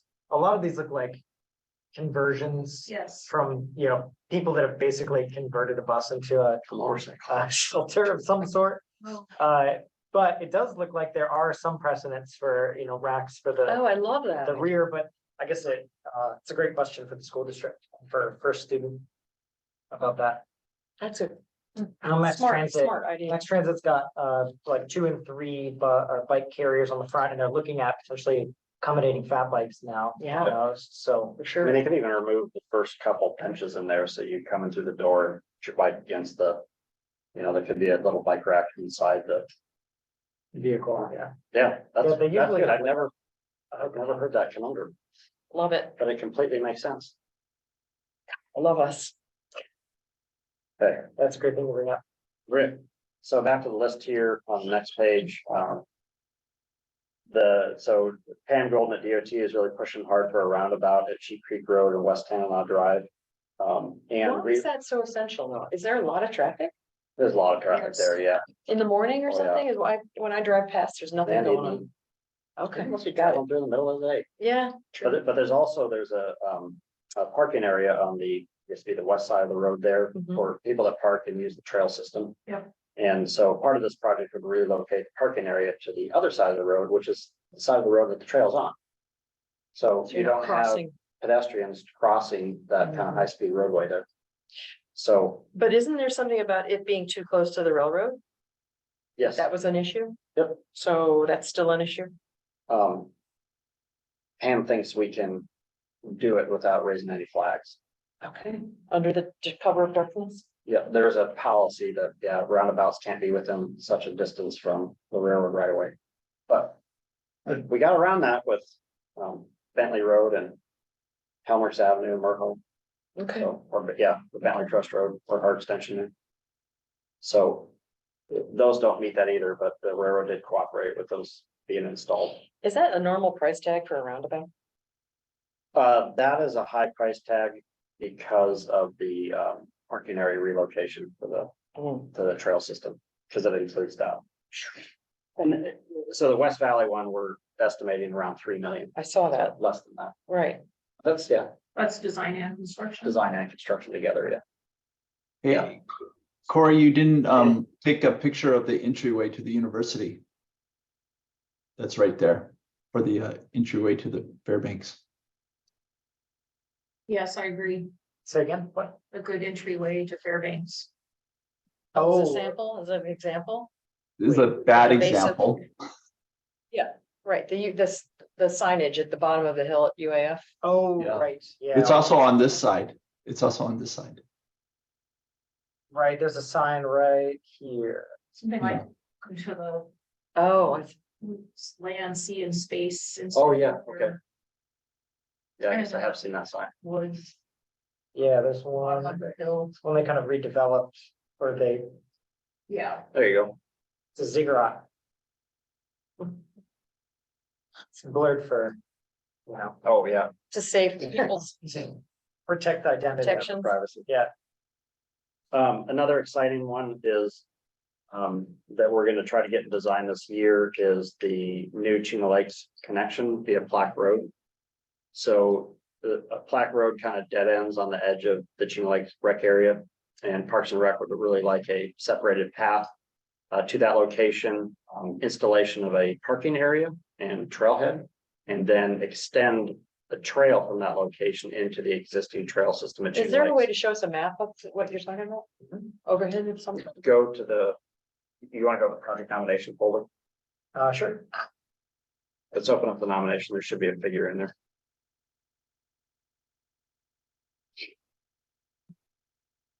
All right.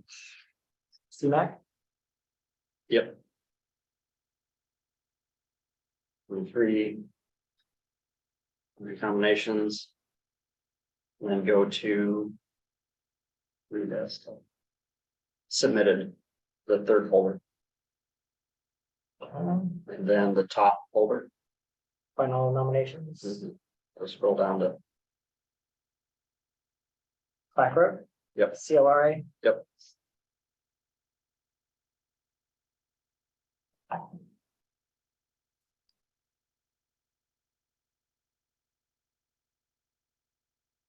And there should be a second figure, but that kind of shows the area. One of the things is with the Chino Lakes recreation areas that you've got to drive out along Lawrence Road, you know, to access the facility there. So it's, I forget what it is, a 4 mile out of direction travel loop to get there when you could just access it via Plaque Road. I see. And there might be one more figure. No, I guess there's not. That's all they have. So you're trying to get the green line to be paved or made No. or The paint, the pink? that short pink segment there Oh, I see. Got it. to a new trailhead. Oh, okay. So, and this would be, and so people that live in the neighborhood are already using this as an access point. So, and some people do park at the end of Plaque Road, kind of like along the side of the road, Uh-huh. and then they just walk in. March There's like over. There's like a dirt kind of trail, Uh-huh. but they want to, the Borough Parks and Rec wants to formalize it as an access point. So, Is there- including a, trailhead and an official parking lot there at the end of the road. So they don't have to buy new property to do this. No, we would do it all on federal land. Because the Corps of Engineers owns all this land, which is the borough of Madison. Okay.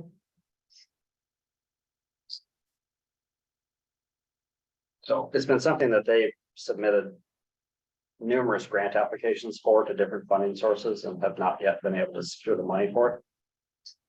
But it would be a good fit for our program. And that's because you're cutting down the length of drive time? Out of, yeah, The air quality benefit of this is to Ah. cut down the out of direction travel. Gotcha. So you're eliminating what they call vehicle miles traveled, Yeah. a lot of vehicle miles traveled. Okay. So I don't know if the neighborhood will really like a lot more traffic along their road, but But if they're part of using the it, planning and public involvement process, that'll get sorted out. But yes, the neighborhood is actually using it, but they might want to be like, this is our own, super this is our secret, private top access. secret. Okay. So it may be a little bit controversial. Well, what was that? Oh, never mind. Or is Gaffney Road sidewalk in the list, Way bottom. Whoop. Yes. I was gonna go back and ask. The that Gaffney question. Road sidewalk is one we're likely not going to fund underneath this opportunity. It is technically eligible, but we can't demonstrate any benefits to air quality because you're just replacing a sidewalk that already exists. So the city And should making do it it. ADA compliant. So. city Well, they should can do it. nominate it to us on a different program, Okay. our fast improvement program, which is like preventative maintenance projects. So, or the city could self-fund that one. All right. But So, it's not though it's eligible for this program, it's not a good fit for the program. but it's it's needful. Right? We have Yes, all it kids is. walking around there and going back home. Yep. Okay. I'll chase. So anyways, we're having this discussion with our policy board on April 19th, but I asked because it, you know, we're doing some work on Gaffney Road with the Airport Cushman project, the east leg between Cushman and Noble. Mhm. So I don't know if this could somehow dovetail Tap in in. with that. Because we're working on that intersection already, right, so it's just adding another. yeah, I don't know. It may screw up their environmental document since it's beyond the project limits. Yeah, there is. They'll take care of a portion of it, I suppose, but not the full length. Be a good question, though, to raise to DOT and the city. As to if there's any possibilities for that. Yeah, But yeah, again, for this program, it's in the mix, it's eligible, but I'm gonna tell our policy board to push it to the out years and then have the city renominate it to us underneath a different program. So, and then the last few things here is some stuff for mass transit. One is getting them signed up with a new provider for what's called SaaS, software as a service. So it's basically a mobile app for people's phones to great. make fare payments, track their bus in real time, Mhm. and know where the routes are located and what frequency the buses travel through there. Where is this located in your real placement of The importance? SaaS, Yeah, this number 21 you have Funny. here. I didn't expect it came out to be the number one. I guess, I mean, it's It brilliant. ranked number one, I and that love has the that. highest emission benefit because it'll increase ridership between 5 and 8%. Absolutely. Thank you. So, and then the second highest scoring project was subsidized ticketing for mass transit. So So, that's 2. so this would restore the free ticketing on mass transit for all UAF students and staff, seniors and primary school students up to age 19. And then for all of the routes, it would provide a small subsidy to lower the fare price for all of the routes throughout Fairbanks and North Pole as a whole. So we have $1 million to cover that and that would go okay It's 200, it'd be $200,000 a year for 5 for 5 years. Yeah, that's fantastic. So, yeah, no, that's an easy one to fund and it's a no brainer, so. Yep, and then, yeah, Morris Thompson Center came in number 3, that surprised me. Why did that surprise you? That people felt that was important? Well, no, it's, so when the technical committee scores these, right, there's a lot of things with regard to safety and I see. how many people this touches, and does this benefit the region or I just see. one neighborhood or whatever else? But what's thrown in the mix is we'll do these emission benefit calculations, and that's the highest weight category. So if it has a high emission benefit, Yeah. on top of the technical committee's member score, it Just just goes to kind of the top. sails to the top. Sweet. So, but the fact that it's not just the electric vehicle charging stations that would be going in there. One of the important things is that digital message sign, Okay, because the Morris Thompson Center has agreed to advertise air quality alerts and, good. hey, go to this website for the EV charging stations in our community, do a bunch of air quality messaging Good. in addition to the regular messaging. And then when you start doing that based on these EPA toolkit calculators, it just gets some more points. Good. Well, So- could the parking lot do the same kind of thing? That kind of signage information that, you're already saying full or not full? That wasn't part of the scope Okay, of that particular project, but the parking garage came in the top 10. I mean, it still came in pretty high.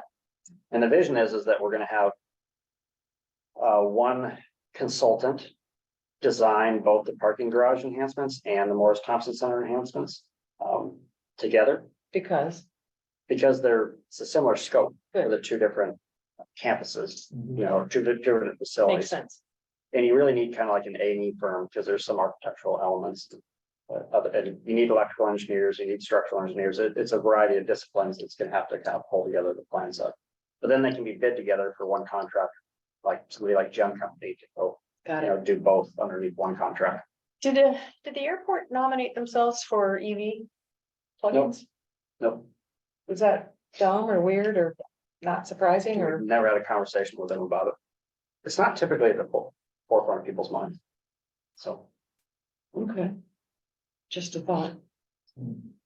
Is this ranked list available online or? You send that out? Yeah, it's in the technical committee pack, Okay. if you can find that on our website. With the correct ranking. Yep, just the correct ranking. Yeah, we just presented this yesterday with them. And it is in their packet, so if you download that PDF, you can see it. Right, it's on page 33 of the packet from yesterday. Okay, we are out of time. So agenda setting for April, no, not April 16th, we got the agenda wrong. It's July something, We already have a date, so you're saying? yeah, or it's July something, July Oh, 6th. 6. July 6th, there you go. Okay, so for July 6th, we'll talk about Third Street and the vacant parcels, as well as we'll probably expand that to Illinois and some other locations, right? So we'll do that. We will keep Turner Street on the agenda. We will keep the community branding and the welcome to Fairbanks signs. And then at that meeting, I can probably give you all another update on these air quality projects, because our board has to get in the mix. How about the bike Bike lane? stripping? Are you gonna talk about any? I don't know if we're gonna have any update in July. Because that'll be just new to the city and the Yeah, engineering. Okay. Yeah. All right. Hey, what happened to the fair bikes? we don't know. You don't know? I mean, it kind of disappeared. Yeah. So, and we tried to reach out to John Stoneman. Did you guys see our April Fools newsletter? Yes. Oh, my Okay, God, we it tried was to get a quote out of it, fantastic. but we couldn't Kept track it down. me going. That was I'm so like, funny. And I was like, Me too. I thought, what is this? On the crossing guarding at Youth Park area, and he said Oh. something about batteries. Or something that can get, something. that- Oh, to track them, maybe? Yeah. Oh, okay. Well, yeah, Well, maybe some energy. I asked loss or him. whatever. But the bikes are still in, aren't they still down underneath Chris's building? Doesn't he still have them Yeah, stored? Chris Miller is stashing all of them, Yeah, so I mean, they're here. elbow room. There's some part or something that he's unable to get. He's had trouble getting, But he's still the owner of them? so Okay. so those were great for canoeing in town. I asked. Oh, yeah, yeah. That's a Oh, good point. yeah. It's an easy get back. That's to what your we use. vehicle. Yeah. Yeah, that's a great point. And you don't have to want to shuttle or walk Exactly. it, yeah. Yeah, we can find out, another Along part with of the the. class 3 rapid. I know, I thought, what this is, this be. There was someone from KUIC emailed us and Robin. said that she was worked up about it all, couldn't believe the EPA was gonna go with it and was just like, yeah. Her and her husband got into a big argument. and just- No. Really? Yeah. Oh, funny. She finally went back to go look at it, and then she scrolled down and saw parts, and then it's like. Yeah, that's what put that, was like, okay, I Then see. she sent an email to Dan Ross and Tim Ellis, Oh, because dear. I think she got them wrapped into like this big controversy. This is a big story, we gotta get. this out there. Love her.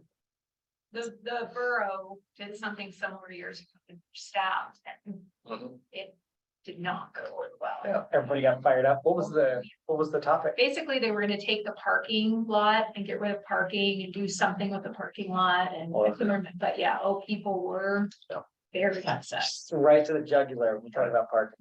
Yes. Yeah, It's wild. yeah, it's risky, but it was worth it so far. We haven't was heard any good. bad feedback. Yeah. But it was fun for people. Humor's Mm. important. Necessary. That's funny stuff, man. Yeah. You guys. So you can thank Olivia and Corey for all that. Oh, yeah, yeah. Good. Okay, committee member comments. Any comments? I have one. Go ahead. I really thank everybody involved, DOT, Kenny, I guess, to allow us to do what we're doing. For the Airport Way reconstruction project, that you're allowing us to make the improvements as a subcommittee.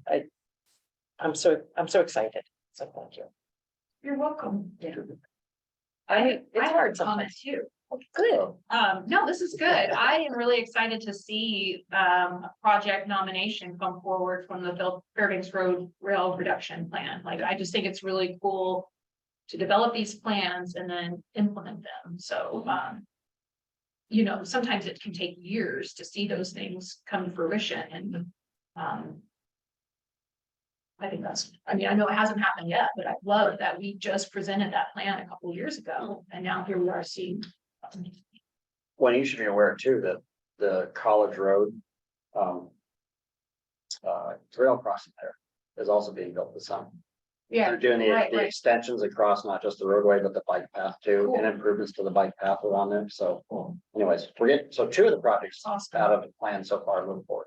Yeah, Great. okay. Good. Others online?